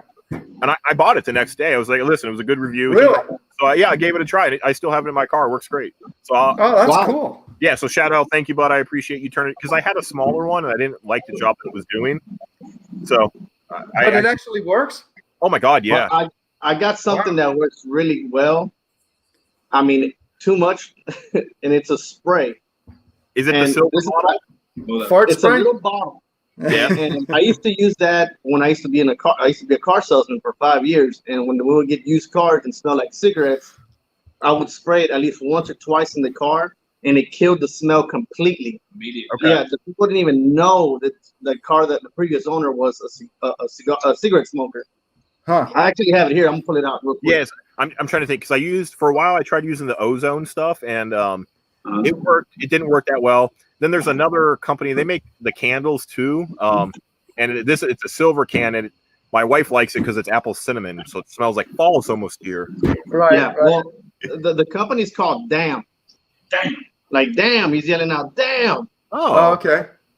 And it's a I've smaller never even heard of bottle. that stuff. It costs like $3. If you go on their website, you can buy like 5 or 6 of the bottles for like 20 some bucks or $20. I was on their website. I was gonna do a review on it. They got all kinds of different scents. So I love the name. It works. I take it in my work truck because I'm not supposed to be smoking in there. So Okay. what I used to do was smoke a pipe because it gives out the aromatic aroma, so they won't notice it. But I'm like, man, I really want to smoke a cigar. So sometimes I would smoke it when I knew my bosses were out of town. Yeah. Now that they're in town, I'll grab a cigar, smoke it, spray it in my air vents and on the seat. Man, they jump right in there right after that. They have no idea, and it won't smell the next day. All right, Really? good. You. Except for they're gonna see this video and you're gonna lose your job. No, they won't.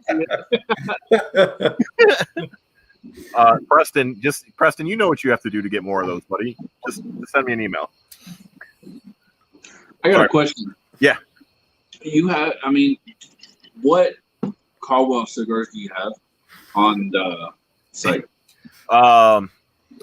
So our supply is dwindling. I'm not gonna. It's going down. I will say the owner is not a big Caldwell fan, and I am. So that's a topic of conversation that we have on a weekly basis. So I love the Mad Mofos. Like, I'm all in on them. I just literally bought 10 boxes from our rep for me personally. So we have Long Live the King. The King is Dead.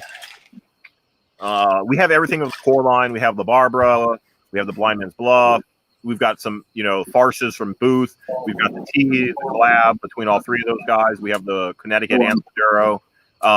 We have a nice range. We have a couple, we have the yellow cupcake, which are the older little 5-packs. I have been trying to find that one. My buddy Adam Stevens, he showed me a picture of the yellow cupcake. I was like, I couldn't find it. You want to know why? Adam used to live here in York with me. So Adam got from my shop. And now Adam left, and he's down. I think he's down in Florida now. So I don't know anymore. But Adam was in our shop on a weekly basis, and that we're where he got those from. So. Oh, really? Yeah, it's a small world. Cool. When you back down to this, man. It really is. It's crazy, man. It's really crazy how small it is. It's funny. I had talked to Adam in the humidor many times, and I didn't know who the hell he was. And I met him at a cigar event a half hour away. Hey man, good to see you here. And that's when we finally hit it off. And it's at that time, he's like, oh, we're both bravado. I was like, awesome. We're having that conversation. Then we're talking about the lounge and the humidor. So it's a small world, man. Yeah, that's cool. Yeah, Adam's a good guy. He and I, we were just chatting today. Usually he and I talk once a week or every other week or so, but we reached out to each other at the same time today saying, hey, what's up? We haven't talked in a while, man. Yeah. And his wife does really good cigar reviews too. I don't know if you guys does. Oh, yeah. And I'll give her a lot of credit because she put something out there, I think last week, that it just it's one of my, I don't have a place to say it as a man, I guess is what I'll say, but she commented that somebody, a man slid into her DMs and said, you need to lose 80 pounds, you need to get a boob job and something else along those lines. And so she didn't say who it was, but she just put it out this is the shit I deal with. And I don't know, from a level, I was like, man, good for her for saying that shit, because we have enough cigar reviewers that have their tits out. And sorry, just say it. Trust me, we get some stuff as well from. Now wait a minute. Nobody wants to see your boobs, dude. No. We gotten some stuff from actual men as well. So it's just get out of here. No. I've got normal messages. You on the other hand, I've got some not. Yeah, and it's what in the world? It's something that's come on, man. Are you serious? It just baffles me sometimes that, it's one thing to think something like that, whatever, but to actually say it and to actually say it to her through a DM. Exactly. What kind of douche does that? Exactly. Yeah. I wish she would have put that person on blast, because I would have been at the front of the pack. I've only smoked with her a couple times at these events. We're not, we know each other. That's about it. And I would have just because that's just asinine. That's how you ruin this community. You know what I mean? Also, Brew Geek, I didn't get no pictures. Thank God. Thank God I didn't get any. Don't lie. He was scrolling through them no. But I've been told some stuff, and I'm like, man, no way. All right, so I need some help. Caesar, pick a number 1 through 3. 1 to 3. 1 to 3. Yeah, pick one of those numbers. 2. All right, so Robert, you need to pick 1 through 8 now. Now you're picking my cigar. My next one. 5. Ah, shit. Pick again. That's the same cigar I just had. I can't do that back to back. Oh, okay. Yeah. You said 1 through 8? Make it 1 through 7 now. Oh, yeah, 1 through 7. Let's go 3. All right. What is this? This is the M Bombay Cursa. Oh, wow. So it's a 7.5 by 54. Wow. You can see Wow. it's beautiful, man. I love their bands. They have really gorgeous bands. Yeah, That is a lot of cigar, man. You listen, just got a lineup sitting next by you? You said 1 through. Oh my God! so, Nice. yeah, so we could have gone with the cigar formerly known as the Mystique or Mystery, whatever, from LFD. We have the original Farce from Room 101. We had an aged patina. We have the Madura 888 from Illusion, which is Dion's personal. We have an Eye of the Shark for Fuente Friday. Wow. And the Illusion one-off 53, which is probably one of the better ones. So, yeah, it's my dry box collection. So I always dry box for the week, and so this is a low time. Normally there's like 20 or 30 in here. Oh, okay. What do you mean dry box for the week? Your cigars for the week go into that box? Yeah. So every 3 or 4 days, I pull out a handful of cigars that intrigue me, and I put them in just a regular wooden box with no humidification. And so it takes the moisture out of the cigar. And so you don't have to be, you monitor, you don't have to worry about it being, over humidified or squishy. And it's usually always in perfect smoking condition. Yeah, I'm familiar with dry boxing. I just so that's kind of cool. I could never.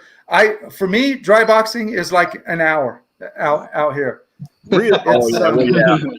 Out there is Arizona, man. Stuff just dries. Shoot, man. If I leave a Boveda pack on my bench here, like a brand new fresh Boveda pack, you can start feeling it go dry at the end of the day. I'm a little luckier in Pennsylvania. Lots of humidity right now, and it was finally 72 degrees today. Thank the Lord. Here in Texas, humidity is so high that we leave the Boveda packs outside, and they get fat like brand new ones.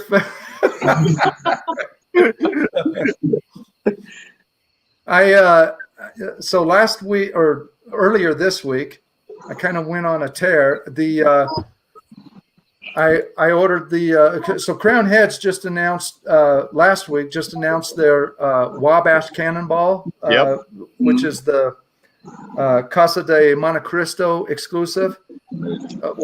Actually just the Casa de Montecristo in Nashville. So I called them up and they were like, okay, give us your address. And I gave them my address, and they said, oh, you're not in Tennessee? I was like, no. Is that a problem? She was like, no, it's not a problem. We'll send them to you. And I was like, good, because I do everything Crown Heads. So I've got that coming, and then I've got today I ordered the new Crown Heads Capa Especial. Oh yeah. Some Dunbarton cigars, a couple other things. I don't remember. Did you order the U-boat that he announced today? The U-boat. Oh, that Saka announced? Yeah. No, I didn't see that. What is it? We don't have it. It's an exclusive to the store. It's part of. So it's not. It's like an upgrade to the Maestro de Saka line. Not an upgrade. It's above that, but it's like a little bit lower than his the unicorns that he does. But it's from that family of. So it's going to be worth it, in my opinion. Everything I've heard. Interesting. So, Interesting. Yeah. John says that's a beautiful cigar you got there. John, I'll have one in your next box because you still have a box coming your way, buddy. Oh, nice.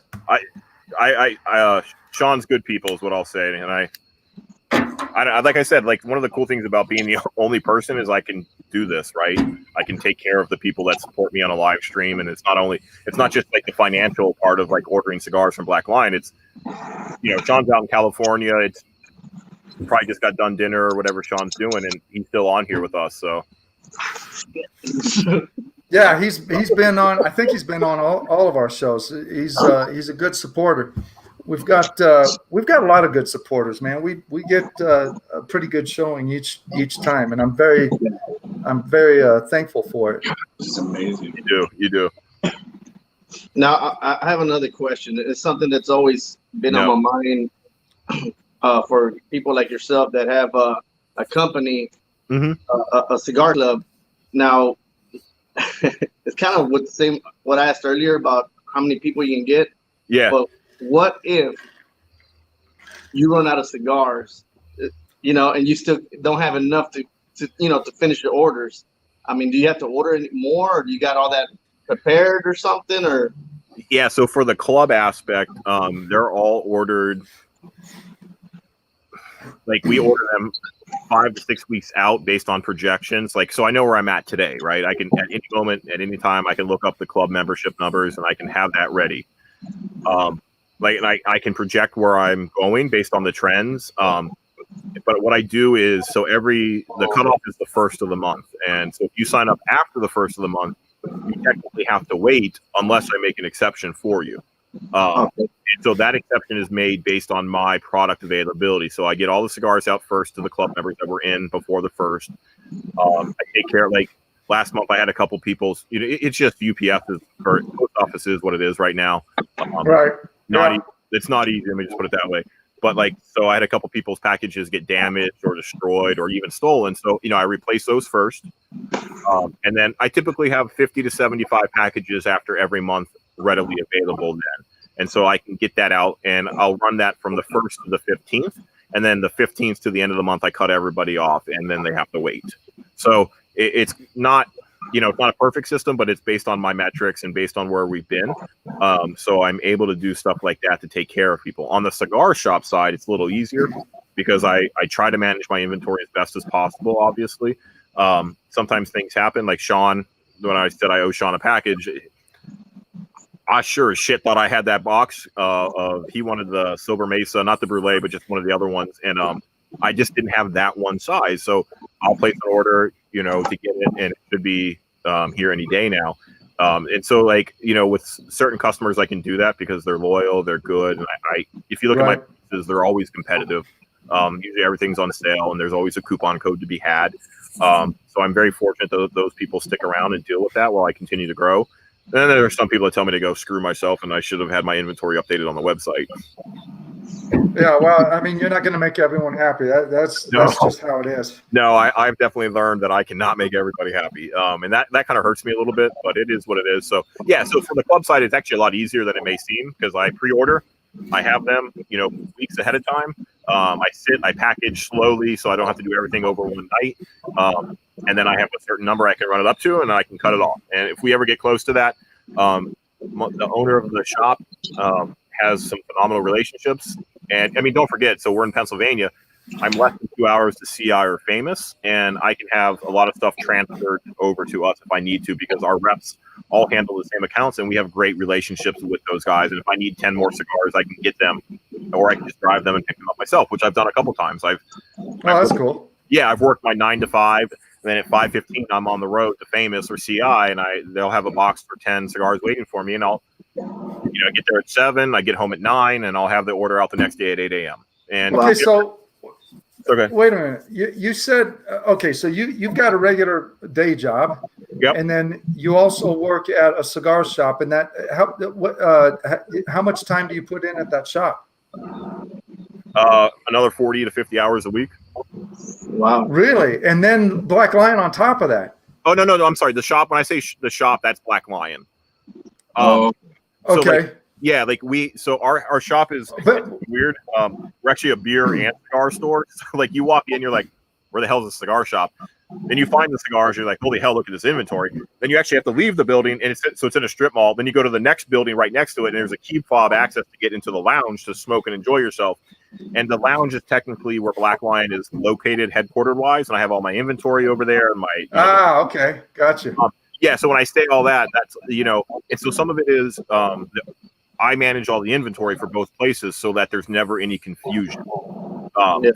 I know exactly what's going on. I know exactly what's coming in, what exactly is going out, and we're never. So my biggest thing that the owner charged me with when I took this over was to not screw over the lounge members and our brick and mortar customers at the expense of Black Lion. Okay, gotcha. And So whenever you took over the company, you took over also the lounge and Black Lion, the membership club, right? Everything. Yeah, everything, because like we make the lounge, the headquarters. So, and it's funny, like a lot of people come to the store now to talk to me, and so my owner was like, "What the hell?" I was like, "I do things like this, I get on Ron, I advertise Harrisburg beer and cigar. I tell them to come talk to me, and so like I always want to make sure the lounge is in good condition. I want to make sure the members are taken care of and they know the specials, because, like I said, my commitment is not to like, so kind of like pulling back the curtains on Black Lion. My goal is not to make money on our lounge members, right? Those guys have been there for decades. Like I'm not trying to get them for a couple of extra $100 every month. What I'm trying to do is make it a national company that, deals with California and Florida and all those other states that have high taxes. Like I'm trying to get into the market of being an online retailer. And so with that comes the challenge of like, how do I make sure though the lounge members still know about the good specials if they want them, while not trying to have them buy extra boxes? Because pre-COVID, we still did lounge events every month. We always had a company in. We always had something going on, a tasting seminar. And so it's been a challenge, a good one to have, though, just trying to balance how do you do all this while not being your full-time gig where you can be there from 8 to 5. Wow, gee whiz. Yeah, so like that's why that's cool. You've seen Ron say it, and he says it more than I do because he can say it. Because sometimes when I say it, it's like I think people think I'm making excuses. Like I'm one guy doing 2 full-time jobs. Right. There's a limitation to what I'm able to achieve, but I try my best. Like Preston's in the chat. I screwed up Preston's order a couple of weeks ago. I took care of it. I above and beyond. But it was just like I ran out of time. I screwed it up. It slipped my mind because I had a very big project for my full-time job that took another couple hours the next day. So I'm not perfect, is what I always tell people, and I'm just trying. And if they're willing to grow with me, I can help them out. And so I took care of Preston. And so Preston, we have a couple of unbanded Placencia cigars from their aging room that we were given because we've been growing so large, and we're allowed to use them at our discretion. And see, what I like hearing about you is that you actually care about your business and your customers, and that's pretty awesome, man. Because you don't get that a lot anymore from some of the cigar shop owners, or even club owners anymore. I try, man. Listen, like I said, I don't do a lot of things well, but I am a people person in my full-time gig. So like connecting to people matters to me. And so being able to just like, I know what it was like. I know what it is like to be that person where like you only have a certain amount of disposable income and the shop screws up your order. It's not a place I want to be in. I've gotten better at it. And that's kind of why like the inventory in the lounge is like fallen under my jurisdiction now, is because I can do those things and manage that stuff a little better now. But I know I can make it right and treat people how they should be treated in today's world. And which is kind of, we've lost that touch point between people.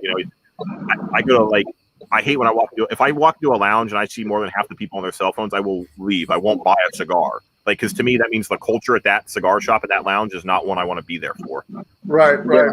So, like, well, that's what a lot of people are looking for. Like you said, you screwed up someone's order or whatever. But when you make it right, and it's not even so much making it right by going above and beyond or whatever. It's making it right on a personal level, a personal basis that someone says, okay, these guys are cool. I can hang with these guys.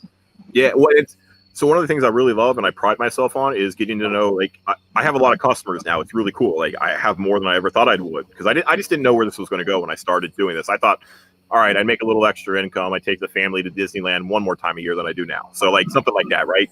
Now it's above and beyond. And, the numbers where we're at, like the shop owner says it daily. He goes, I didn't see this. I said, neither did I. It's okay. We can both admit that. But there's a couple people in this chat that they'll reach out to me via Instagram or somewhere else and like, hey, I got $100 to spend, make me a sampler. That's what I go. That's when I shine, baby. Because like, oh man, I know what they've been buying. I've talked to them, and it's like, and plus, like, if I'm doing a sampler, I can work with the numbers a little bit better too. And so there's a couple people in chat have gotten really good samplers, and That's cool. Yeah, half of them are cigars they've never even heard of. Because like they even same online, they look right past that brand and they don't click on it. They go to it, and so I'm able to do that. I've done it a lot of times. I really enjoy it because like that's kind of when like I said, I get to shine and be like, listen, I pay attention to what you're ordering. I know what you think you like or what you really don't like, but you order it anyway because it's on sale. So stuff like that, like I love it. That's awesome. Yeah, That's pretty cool. I know I've walked into several brick and mortars, and what you do, man, that's pretty cool because I've walked into some and I feel like I don't even belong in there. If they give you that look like, who's this guy? What is he? Not just the owners and the employees, but even the members or the people that go there all turn around and just look at you and just stare at you. Nobody says hi, welcome, nothing. yep. You feel it feels very awkward walking in, and I feel like I even got asked to go into the humidor. And when I'm in there, I feel like all eyes are on me. I mean, it's just one of those very uncomfortable feelings. I've been into, walking into a cigar lounge, and it kind of sucks because you don't want to give somebody, especially somebody that's new or is trying out new, cigars or trying out, a new hobby, and walking into a place like that, it can scare people away, and not wanting to smoke or go into a lounge. Because I've been to several, it's like walking into a gun store out in the country and everybody just staring at me like, who's this guy? That's how I felt. Yeah. I've been there on both sides of that one. I get exactly what you're saying. we had a place in Phoenix that it was a real nice lounge. They had a great selection and stuff, but I don't even know if they're still there. I haven't been there probably in 7 or 8 years because every time you went there, the guy just made you feel like he wasn't going to take any crap, and he just had this persona that he had a policy that you couldn't bring your own cigars. If you brought your own cigars, then there was a $10 cutting fee. And wow. And that's cool. I don't have a problem with that. But it was the way that he let people know that, like, you better not bring your own cigars here. And he just, there was this whole thing about it. And I was like, man, this guy is really a jerk. So I stopped going there, man. Yeah, I don't take it for granted or even lightly that, this is a disposable income hobby or lifestyle, right? Like, all the bills got to get paid first. Our significant others, our kids got to be taken care of.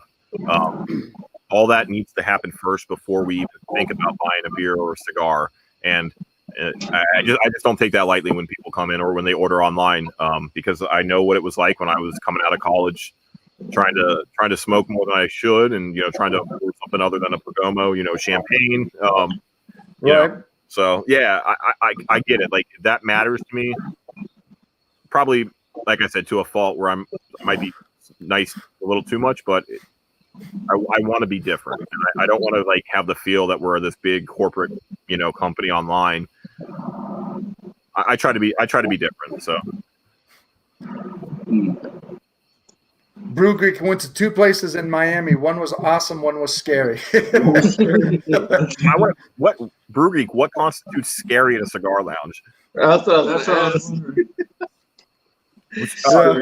Vic, I know you go to Fox's, right? I'm sorry? You go to Fox's as kind of your main brick and mortar? Yeah, Fox's. I've been going to Fox for, even before it was Fox. So they just had their 10-year anniversary here several months back. And before that, it was a place called Casa Fuma. Yep. And it was only Casa Fuma for about a year. And I don't know exactly what happened, but yeah, I've been there ever since, and I love the people there. I love the place. I love everything about Fox.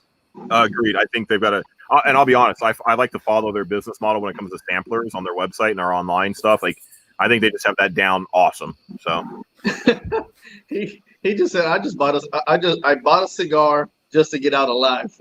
Jesus Christ. All right. Brew Geek, if you ever come to Pennsylvania, don't come to our shop because we have it's called Camp Hill at the prison up here, but it's famous because it was the Camp Hill riots maybe 10, 15 years ago, where Yeah, so we have a lot of corrections officers that were their lounge, and so like any given time you walk in there, Oh wow. 6 of the guys are cleaning their handguns, and the other 6 just have them spread out on the tables. It's like you walk in, you're like, what the fuck, and where am I? Right. I mean, So, ask you got any warrants? yeah. Like, well, that's the thing. All right, so it's like full funny story. Dang cigar, and now I'm arrested. Because we're in a strip mall, there's like 3 parts to our building. The front part's all glass, and so people park in front of our store to go into the beer store, right? So she was a 10.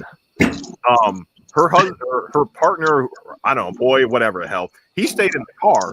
We're out front in the glass area. There's like 20 of us. We're all smoking away. This is pre-COVID, and one of the dudes like gets up, does this, and points.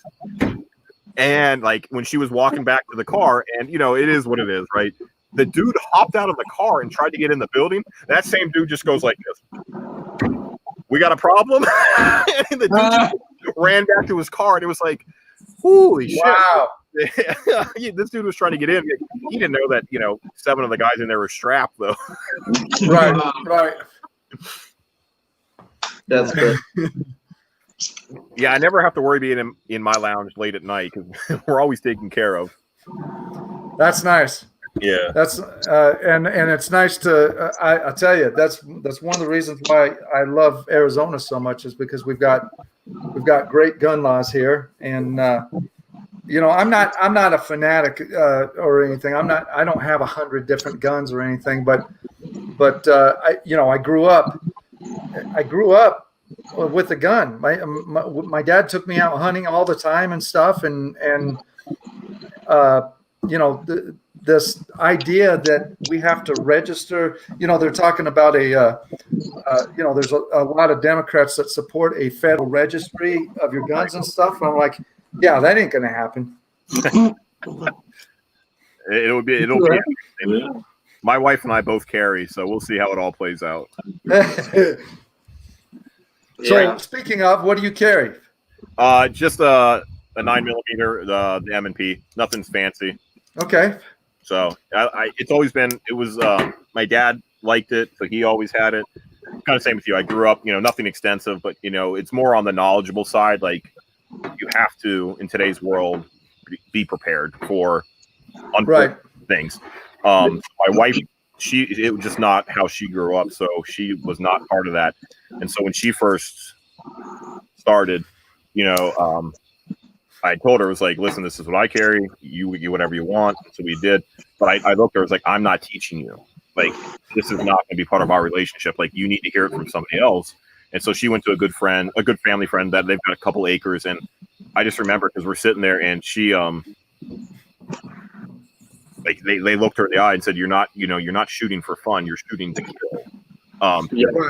Yeah. For you, it's like, if they're coming in your house for your son or for you, you're not shooting to wound them. Like that. No. And so like, I just remember that moment because it was like white and she's like, all right. And it took her a while.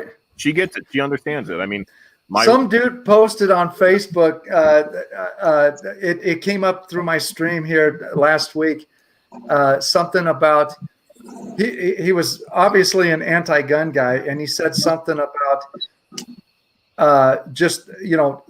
trying to talk to the person to calm them down and stuff, and just let them know that, hey, you don't have to be aggressive here. You don't have to be afraid or whatever. We can whatever. And I was like, yeah, about the time that you're trying to make friends with the dude, he's freaking sticking a shiv in you or something. Yeah. Because he didn't come into your place to start with to make a friend.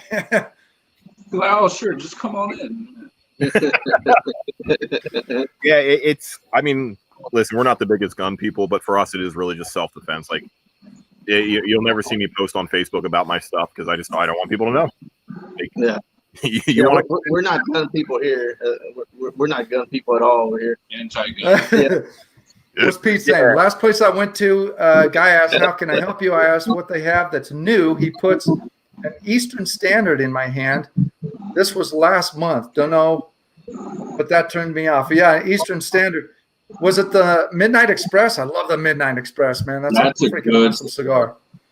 They've been out for a little bit. I don't know if I'd say that. They've been out for a good while. I mean, like, you have the balls to put the, like, fuck the FDA from Johnson Crawl in your hand.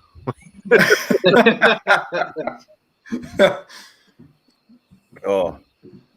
Yeah, my wife, she carries a Glock 43. Nice. Yeah, and I carry whatever I feel like carrying that day. Yeah. I carry a Glock 19, Springfield XDS. Sometimes I just throw my AR in the back of the seat. It depends on what's going on in the world. I went to town today. It was the first time I got to carry my new Sig, man. I was feeling all jacked up. I was like, come on, somebody screw with me. I just carry a Rambo. No, one time I used to work at another company. I don't want to say the name, but everybody there were pro gun. And this was during the time, man, I think it was right before, when was it? It was about 3-4 years ago, but it was getting crazy. And I show up and I was just kind of like, man, I need to throw my AR-15 in the back of the seat just in case I get into some shit. Well, I get to work and everybody there had their AR-15s. Really? Yeah, in the warehouse, everybody's all sighting it in. I'm going, what in the world is going on? Like, what the hell? Yeah, it was. I was like, okay, I brought mine too. Yeah, it was. Everybody there was pro gun, and the manager there carried his sidearm right there. Well, I think like 3 or 4 of us carried our sidearm the whole time we were working there because we would work going into apartments. And we would deliver appliances and a bunch of different stuff that went into an apartment. And some of these apartments are pretty rough. And I got into certain situations that I felt like I was about to get robbed. There was one guy one time grabbed me from the arm and pulled me after he just finished talking to me. And I felt like he was about to hit me and try to take my truck full of everything I got, and I pulled my arm back, and I just looked at him, and I almost pulled out my gun, but I was like, it's not a situation to do it. You got to know when to do it. The guy looked at me, and just I guess he kind of figured out, okay, this guy might have something or whatever. He just gave me a blank stare, walked over there where my cab is at, and he was about to open my door. I said, hey, you did not want to do that. I mean, there's some very sketchy places, man, where I had to go to. I got a little work. I'm sorry. Somebody in the chat, their box hasn't showed up for the month yet. It's killing me, so I'm trying to look it up right now. I'm sorry, guys. Oh no, that's no problem. Cigar Head, I was going to tell you, the FSG is a fantastic cigar. I don't know where you're at. It's hard to find in B&M's, but you can always get them at Corona Cigar, man. They're freaking awesome sticks. I never had one. Or you can get them at Black Lion Luxuries too. You guys have them? Yeah, we have a good relationship with Jeff at Corona. Oh, okay. Oh, I didn't know that, dude. I'm sorry, man. That's totally awesome. I'm giving you shit. It's all good. It's all good. Andre, I apologize, man. It says your box is gonna be there Monday now. I don't know what the hell's going on, man. Guys, anybody in the chat, you guys, the post office right now, and I'm not trying to get political, but this is a shit show. It is beyond. Oh, you're not. Oh no, I got my box from you like really quick. I was surprised how quick I got it. Rob's I put in my order way before Vic. And I'm looking at it, I'm tracking it, and it's like your package will be there. This was last Friday. So your package will be there late Friday night. What? Late Friday night. So I'm sitting there, I'm waiting. I'm like, okay, I just saw a mail pass by. I'm like, oh shit. Oh god. And I'm like, okay, well, it's not coming Monday because there's freaking Labor Day. Yep. Right. I'm like, okay, so here's come freaking Tuesday. I'm like, if my package ain't on there, I'm tackling this UPS. I mean, the postal guy, and I'm finding out where my shit is. Did it show up Tuesday? Yeah, it showed up. Man, I'm not gonna lie, man. It's I think the last month, and I was just reading an interesting article from University of Penn that talked about like consumer habits over COVID. It's even though everybody understands there's inventory challenges and supply management challenge, the expectation of service has not decreased, obviously. Oh, yeah, it never will. Yeah. So people, even though they know there's a problem, they still don't care. And it's like, shit, that does not help guys like me who are trying to do everything. So, yeah. It's, well, I mean, you can't do anything about it. And it feels to me like over the past month, the U.S. Postal Service has really gotten hammered because stuff has just been all over the map. Oh, yeah. I mean, we had so I have certain limitations, right? I try to use the post office boxes for all the other orders. The club boxes get their own design, but everything else gets the post office boxes. And we had a big sure of state events that we had like Year of the Rats. We had manifestos out there. So I just a guy, he ordered 4 boxes, so I had to use what was available. Printed, labeled, shipped at the same time, both boxes. One showed up Friday night at 9 p.m. The second one showed up Wednesday at 8 a.m. Oh my gosh. Explain to me how in the hell they were together the whole time. Like literally they were scanned in every stop like within seconds of each other. But just delivery, the driver didn't want to give it that day. I was like, come on now. Yeah, that doesn't make sense. Well, and so like some of that, like I'm actually starting on Monday, I'm going to be switching over to UPS full time for our shipping needs now because I just can't handle, the customer service aspect is driving me nuts. And I feel terrible for the customers like you guys that are waiting longer than you should be in this where we're at right now. So, okay. So isn't UPS quite a bit more expensive? It depends on the bulk status. So yeah, and so so some of it is we only charge $7.95 for everything for shipping. Like you either pay $7.95 or you get it free. There's no expedited. So we eat a lot of shipping costs anyway as a company. Right. And so and then I told the owner what we're doing. I was like, listen, from a customer service side, I'm tired of the emails. I'm tired of the customers, they understand, but at some point, it is still very frustrating. And so I said, we have to do it. We're going to lose a couple hundred extra every month, but it is what it is. Cause I'd rather make sure the business continues to grow and people are happy. Right. So, well, that's cool, man. That's really cool. Yeah. Oh man, that Placencia, that was good. It hit a sweet spot there toward the end that was just awesome. I love that stick, man. And it's so gorgeous looking too. Like you look at that figurado shape, and it's like, oh, you just can't help love it. And I like the dual bands they have on it, the foot. It's just beautiful. They only make 2 sizes on that, don't they? They make that one, and they make the other one that's got that what's it, like a hexagon? No, they've got it in a few sizes. So they've got the Sixto, which the Sixto I've had. That was the first time I had that cigar. Yeah, I've had it too. It tasted different from the other one, from the one you're smoking. Right. I smoked it. Yeah, it does have a completely different profile, even though it's the same tobacco. Yeah, it is. So you mentioned earlier we were talking about the Agonorsa Corojo. I've got 2 of those from a couple years ago in my humidor. I just got to thinking about them. You were saying that you can't find them right now and that everyone's got to wait. And I was like, oh, that kind of sucks. And then I was remembering, oh, wait a minute, I still have a couple of those in the humidor, man. So I might have to dig those out this weekend. You could, man. Or you just, I'm sure Fox's has them, but if you didn't order a good number of boxes a couple months ago, your shop is going to be out for you're going to be waiting 6-7 months at this point. So it's fun. I mean, I'm an Agonorsa nerd. Terrence Riley makes fun of me. We have a good time whenever we talk. So Terrence and our rep were at the lounge last month. They were able to travel because our rules got lifted. So we had an Agonorsa event. We did the tasting with all the tobacco and stuff. And I think he thought I was joking because the Agonorsa has a Facebook group and it's called Agonorsa Acolytes. And when the first Supreme Leaf came out, he would say hey, X and X shop in New Hampshire has a box. They don't have a website. Call.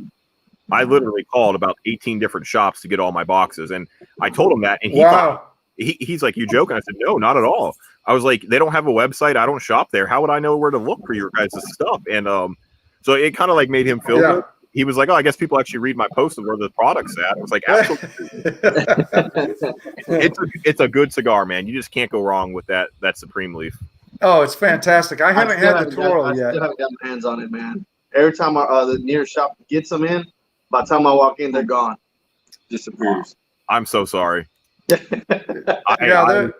a good spot, man. You got to try it. Stop and took them all.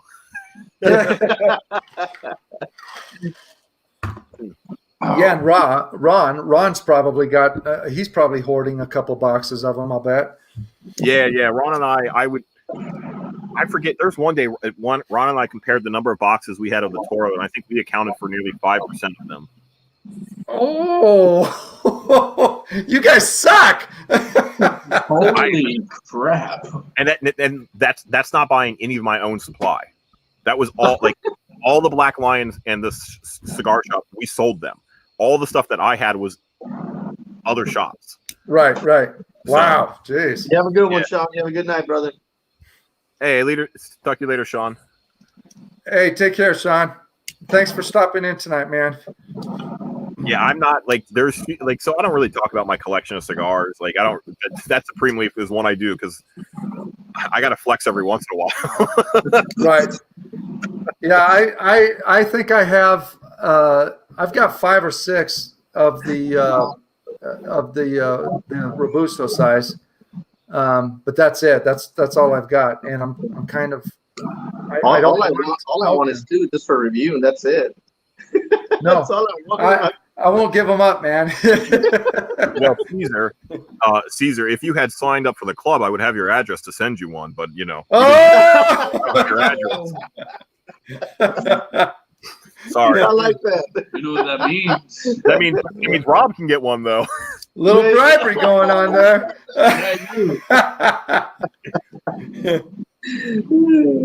I'm gonna sign up. I'm just messing. Like I said, I'm a constant salesman. You know, I mean, like I don't have a lot, but I can throw shit and shade people though. Got him. Also, can you never use that photo of me again that you used to advertise this? Because you can see like my double chin and you know.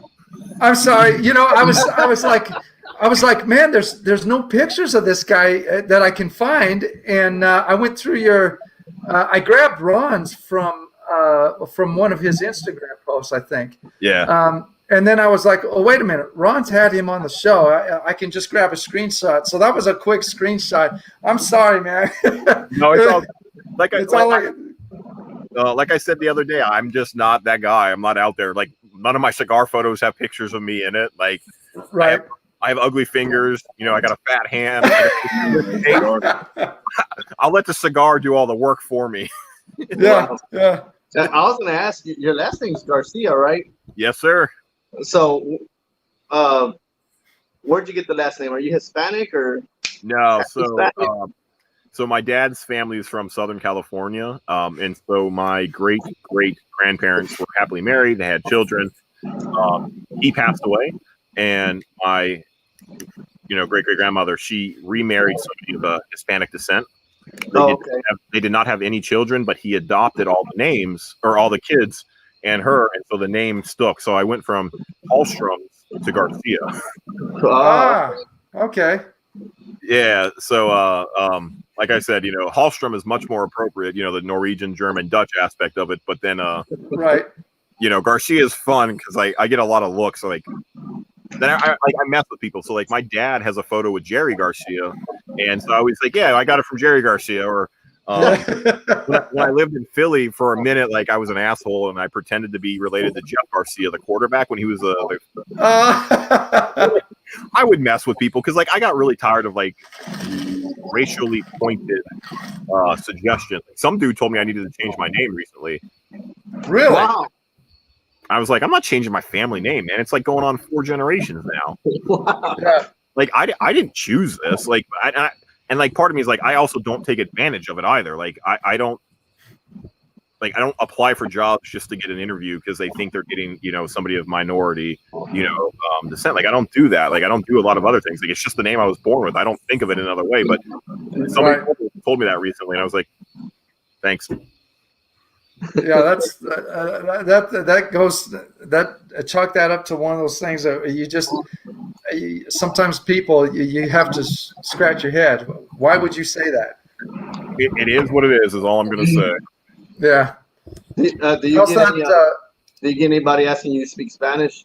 Oh yes, yeah.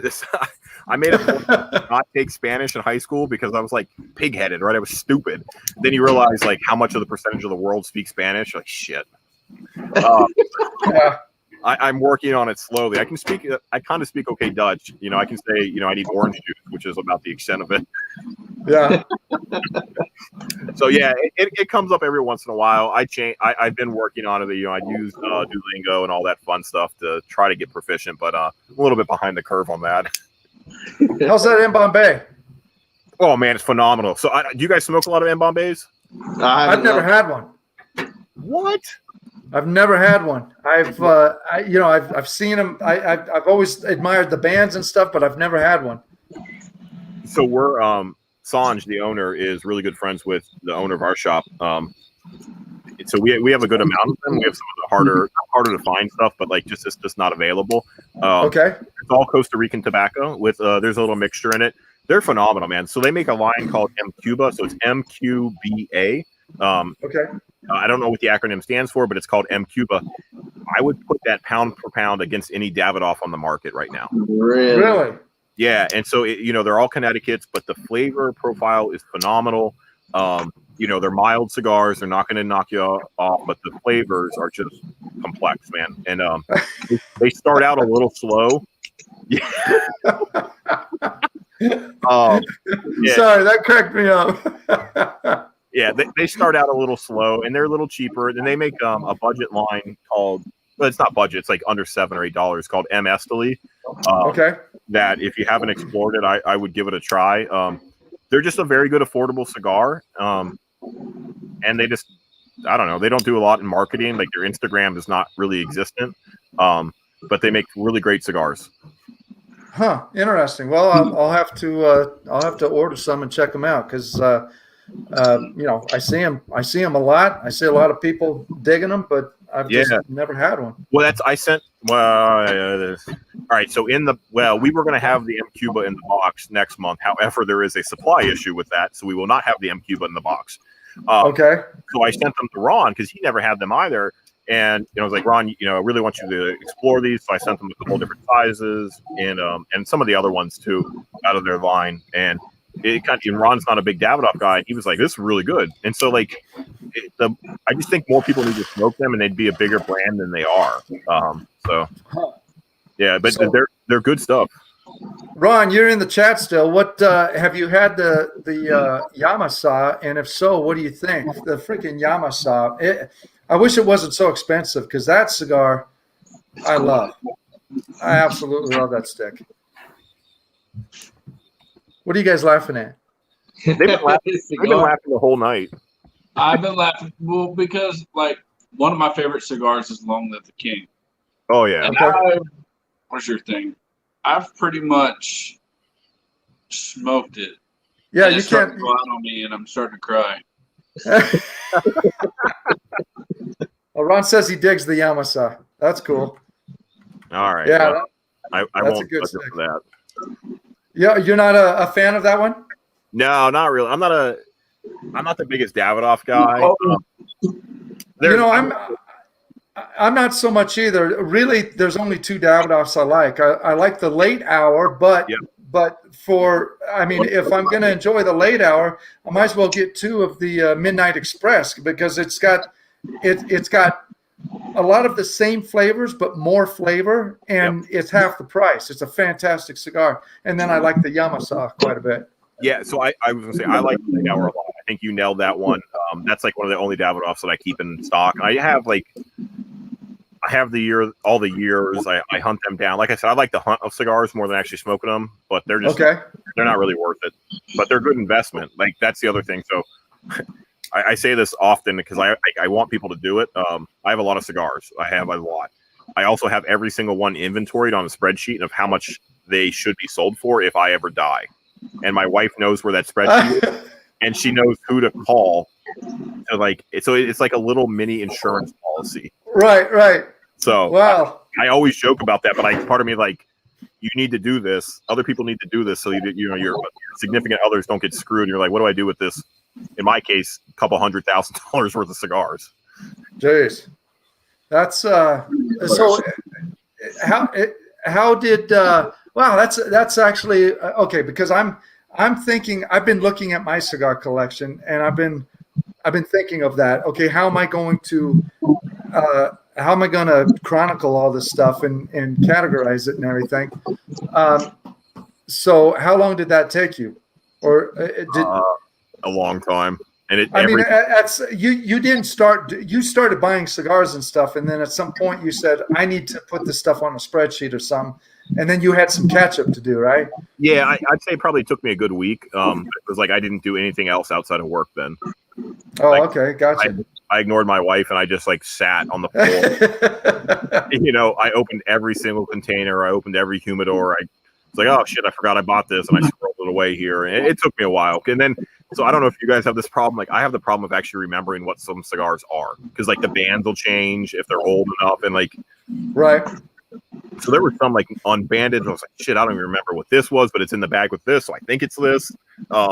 Right. So it took me a lot longer than I wanted, and now it's just maintenance. I go in and I keep all the bands I smoke every week, and I'll go in and adjust the quantities then. Oh, okay. Wow. Yeah. Yeah, I think for me, the thing that's held me back is I keep thinking that, man, I've got a lot to go through initially to get started. If I get through it, then it's just a matter of keeping it up. But it's getting that initial legwork done. Yeah. It sucks. Yeah, I tried using an app. Like there's a couple cigar apps a couple years ago that I tried using. They weren't they didn't allow me to like track the financial aspect of it. Right. Like I needed, because I it's kind of my wife was a little pissed when she saw the numbers, but I was like, oh, it's been over a couple years. Don't worry. It's not like it was one purchase. Right. But like, I just want to make sure she gets her money's worth. Like I said, if I die early, so.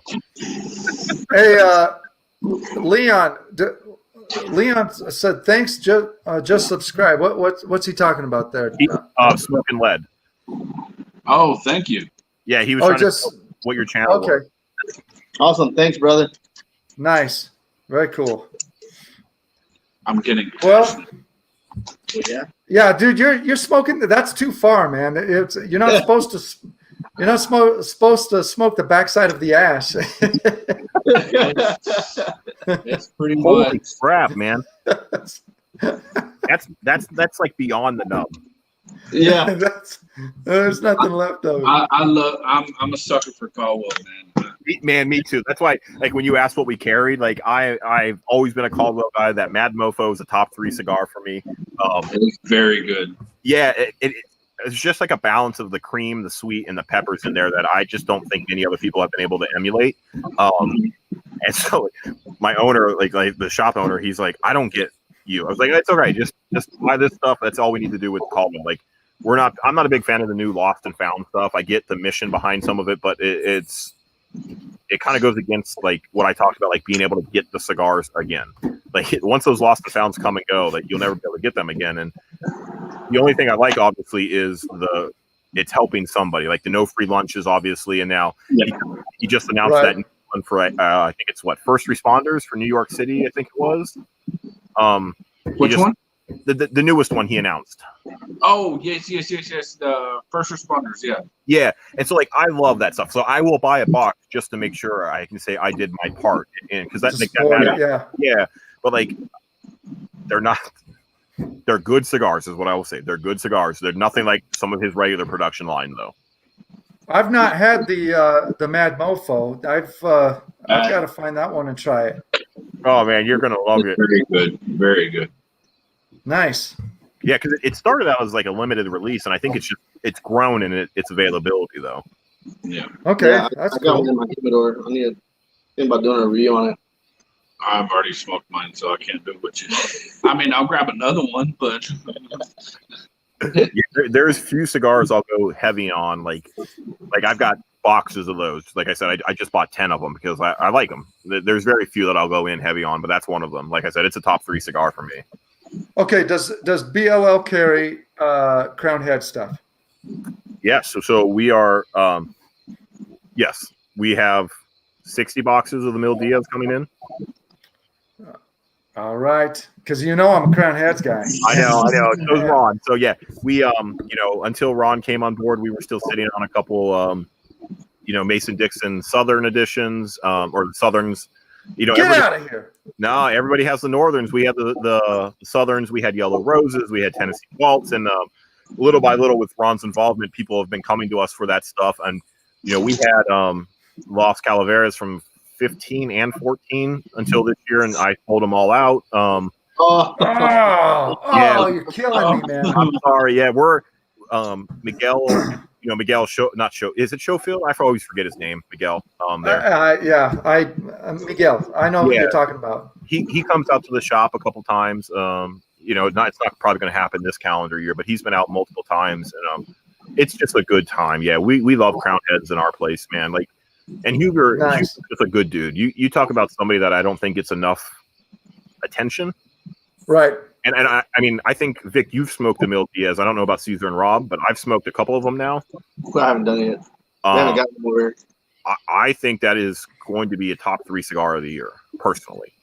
Yeah, he said so that cigar was almost named Standing Ovation, or it was almost named Ovation because he got a standing ovation when they shared it out to their to a bunch of other blenders and stuff, and they all loved it. But the trademark, I think Ashton had a trademark on the name, but yeah, it's a phenomenal smoke, and I've got 2 left, and I'm just waiting for the boxes to show up. Someone said that they were going to send me a box, so I'm waiting on that. Okay. But if it doesn't show up, I'm going to buy it because it's a fantastic cigar. Yeah, listen, let me know, and I can see if I can try to beat any price you have out there. Nice. Well, I mean, shoot, man, if you carry Crown Heads, I'm always looking for Crown Head stuff. I went to a shop here. I was this was about 6-8 months ago. I was traveling somewhere, and I walked into this shop, a pretty large shop. But again, this was a place where the guy he just kind of rubbed me the wrong way. His vibe was not right. I walk into his humidor. He's got a big humidor, and I start just glancing over everything, and there's empty boxes everywhere. And I'm like, there's really not a lot of stuff here. He's got a lot of space, a lot of boxes, right? But just about everything is empty.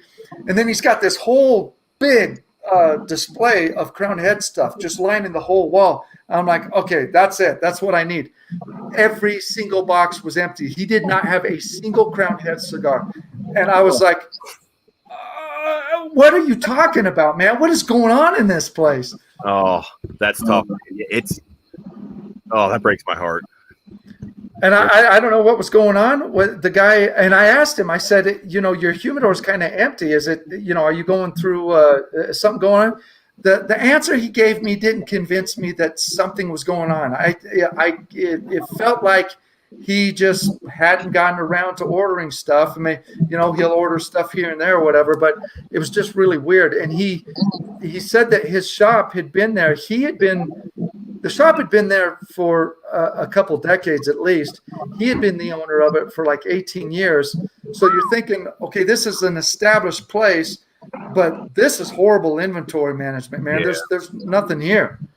Yeah, so I mentioned earlier, right now, right, I think 40% of all cigars are being back ordered right now. And I don't think we're going to see a catch up until probably March or April 2021. I think the indicator is going to be if the factories work over Christmas, because typically 2 weeks before Christmas, all the factories take off, and then they don't reopen till 2 weeks after New Year's. So they get a month off. It'll be interesting to see what the companies are saying. you get some time off, but we need you to work to get caught up because right now, factory smokes from True Estate, the basics are back ordered. I could give you a list of things we're just waiting on. Like we placed an order with I don't want to say the company because I don't want to call them out. Okay. It was buy X amount, do a virtual event with the owner. Like, perfect. I love it. I know I can sell these boxes easily. We got 4 out of 35 boxes that we ordered. Everything else is back ordered, and it is a tough market right now for everybody. And so, if it was recent, I could say that, but if it wasn't recent, but that sounds like just bad inventory management. Yeah.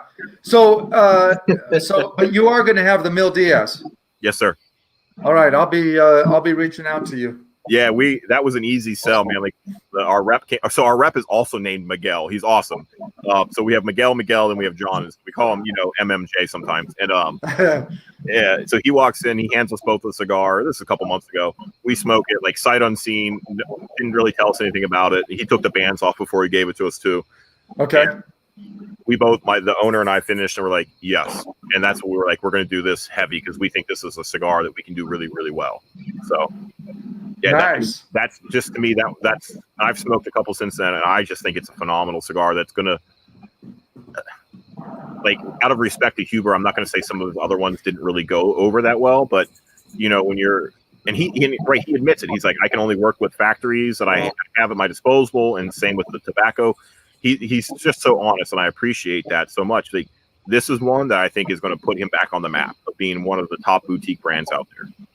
Wow. Yeah. That's just my personal opinion. He said that he hasn't been this excited about a cigar in a really long time, and I think it's warranted. It's a fantastic smoke, man.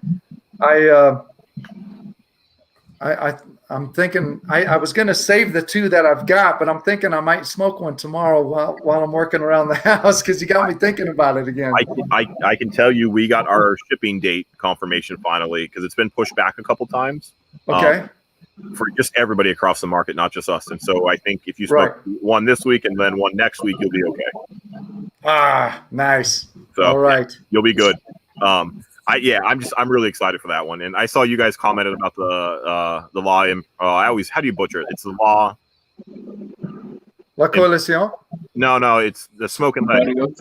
Yeah, it's another good one. That one actually just sits on our shelf. Nobody wants it for some reason, which is really my favorite one. Yeah, I grab it more than I'll admit sometimes. So.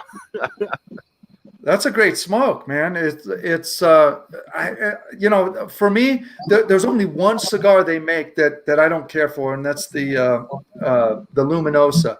Mm-hmm. Everything else, I don't know if it's just because I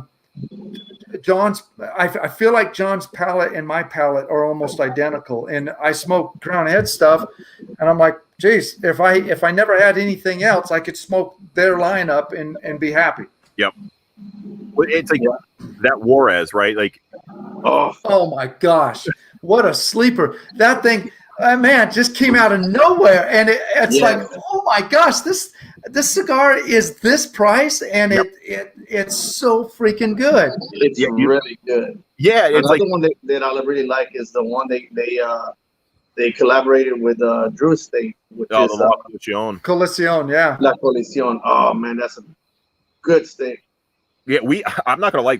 I think the Juarez has probably been our biggest seller during COVID. Really? Yeah, we can't keep it in stock, and then we have to wait to get restocked because of inventory stuff. But it's budget friendly, incredible smoke, and when I look at the packaging and the branding, it doesn't look like anything he's done. So you're like, this can't be Huber stuff. And you're like, right. Then you taste it, like, oh yeah, this is a John Huber right here. Yeah, I want to get a box of those what are they called? The shots or the X shots or the little guy. Yeah, so they have the Chihuahua, which is the most recent, and then they've got the shots XX. Oh, I forgot about that one. I totally forgot about that one. Yeah. Yeah, I'm like, man, that would be a great stick to just, if I run out at lunchtime to hang with the boys and stuff and get away from my computer for a while. I could slam one of those down.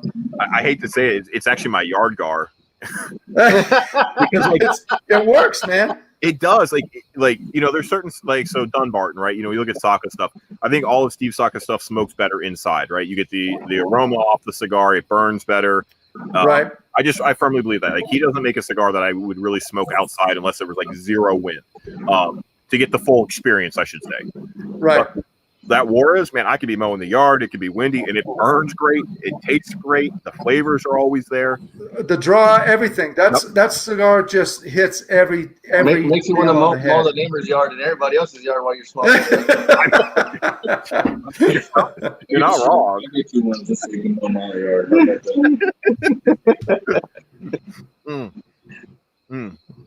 Well, guys, I got to be wrapping it up. You gotta, don't you?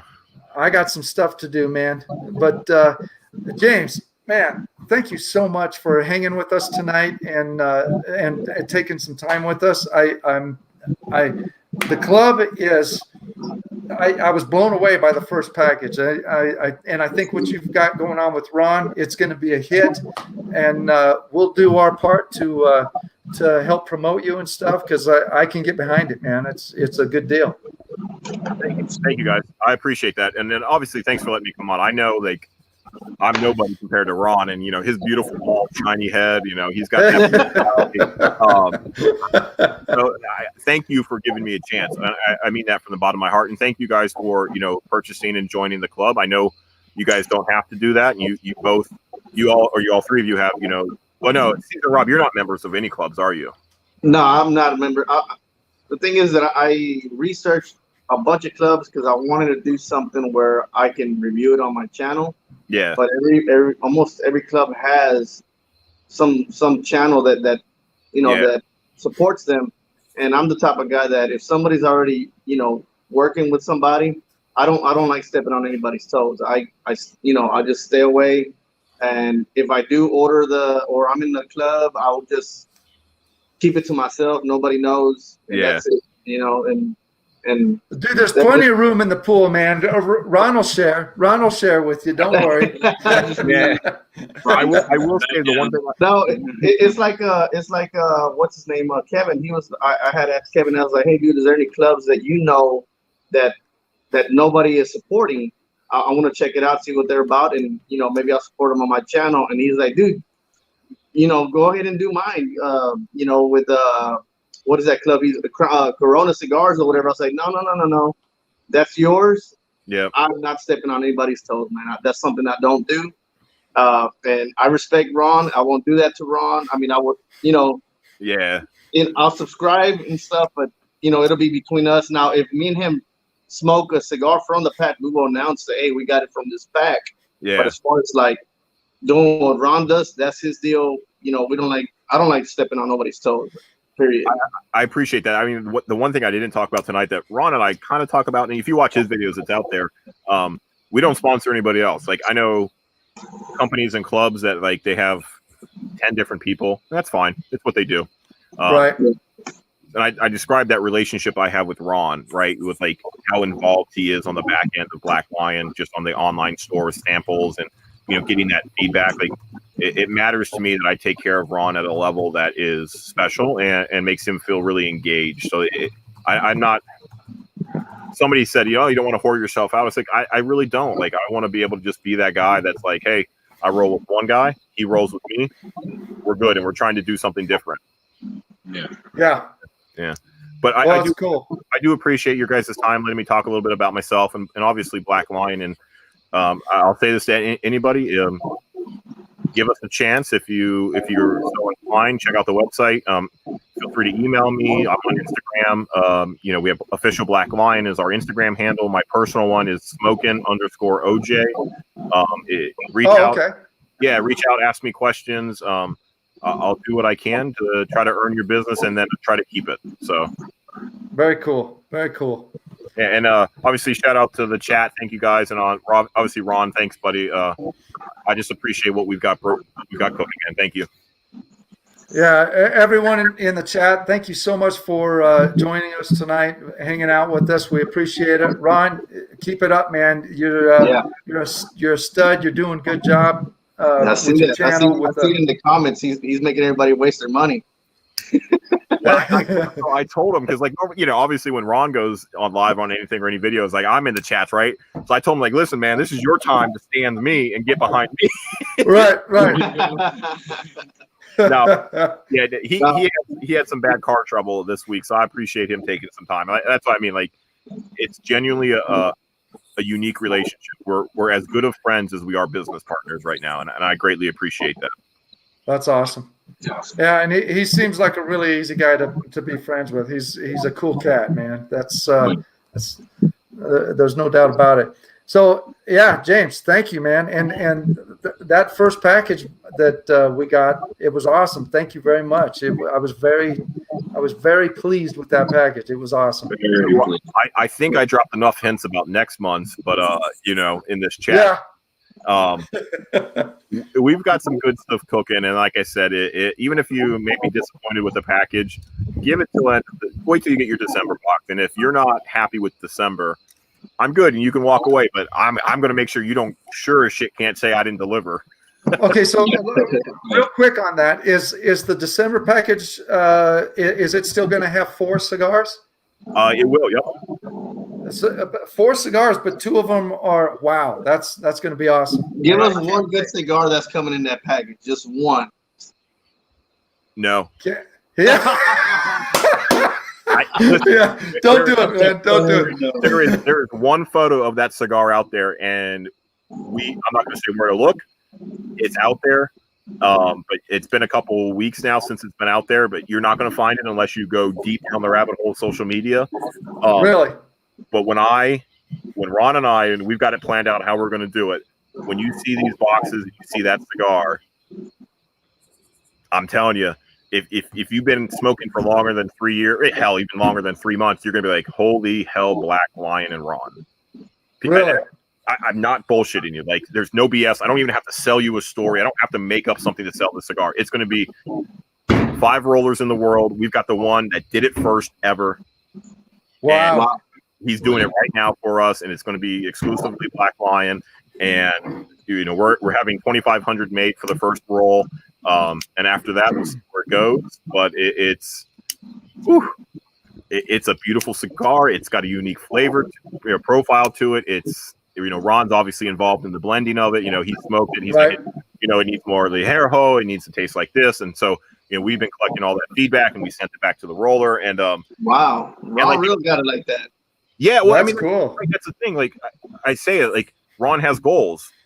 Yeah. I want to achieve that goals because we all, rising tide raises all ships, and he wants to be there, and we put him in contact with to make this process happen, and it's gonna be a brand you all recognize. It's not some like new company that you're like, who the hell is this? Like, it's a brand that's out there, and when you guys see it, and like if you don't, I'll personally refund both of you guys that box. Well, I hope to see Ron Real come out with his own cigar in one of those boxes. We're working on it. Oh man! Honestly, we are working on it. So I will say that the December box is going to have one undisclosed cigar. I'm not going to tell you anything. That's a custom blend that the shop has had for years, and we don't even sell it publicly. We only sell it to lounge members that want it. So that's going to come out with 5 years of age on the cigar already. It's the owner's custom blend. He won't tell anybody where it's rolled or even what's in it. And then we'll have the Ron Real and Black Lion custom blend. And then we're going to have another anchor that everybody will have heard about. And you're going to be like, whoo, all right, I know the price of that cigar. Then we're going to have a fourth that is going to be one of my fan favorites. Wow, nice. Oh, I'm excited. And we don't have that long to wait either. I mean, we're halfway through September now. We don't have that long to wait. So that's awesome. Yeah, and I mean, this is you can tell, man. I'm excited about this. Like Ron he's like virtually smacked me a couple times to like stop saying it, like stop talking. He's gonna flip one of these days. Awesome. Well, guys, make sure you follow. Y'all go check out Black Lion Luxury if you haven't yet. Also check out Ron Real TV on YouTube, and also check us out at Smoke and Lead on YouTube and I'll say true High Desert Man on YouTube. LLC. LLC. Yes. Yeah. Thank you very much. Yeah, he's yelling at you right now. Stop, James. So all right. So I kind of did Ron. So I smoked a sample before Ron did, and so like I pissed him off because I wouldn't talk about it. And I was like, oh, really? Yeah, I was like, I'm not, because I wanted him to go in unbiased, and so like he had to wait till I shipped it to him. Right. So like it was like killing me because we didn't talk. Like we talked, but we didn't really talk for like 2 days.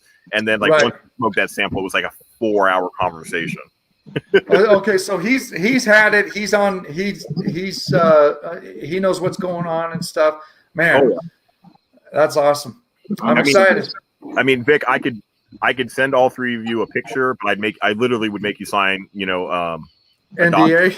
yeah, an NDA, and I would be that guy. I will enforce that NDA if it comes down to it. Don't worry about it, man. We'll wait till December, and we'll be anxiously anticipating it. Awesome. Well, thank you guys again. I appreciate the opportunity, and thank you, chat. Thank you, Vic. Thank you, Rob. Thank you, Caesar. I appreciate the opportunity. I know you could have had bigger and better guests, but I appreciate the platform. Thank James, it was a pleasure, brother. Absolutely. It was for Likewise. sure. And Caesar, as soon as you show up in the club, there might be a package for you and Rob then for some of those cigars you named. Oh, there's some bribery going on, man. Yeah, you got to now, buddy. You'll get the Jimmy G special. You pay and you'll always get more than you deserve. I'll shoot you a direct message. I'll slide into your DMs. Oh God, whenever I subscribe. I'm too old for that crap, man. Yeah. You're talking. All right, guys. Hey, everyone, have a fantastic night, and we'll see you again soon in the threads. All right, guys. Thank you for watching, and God bless. God bless. Take care, everybody.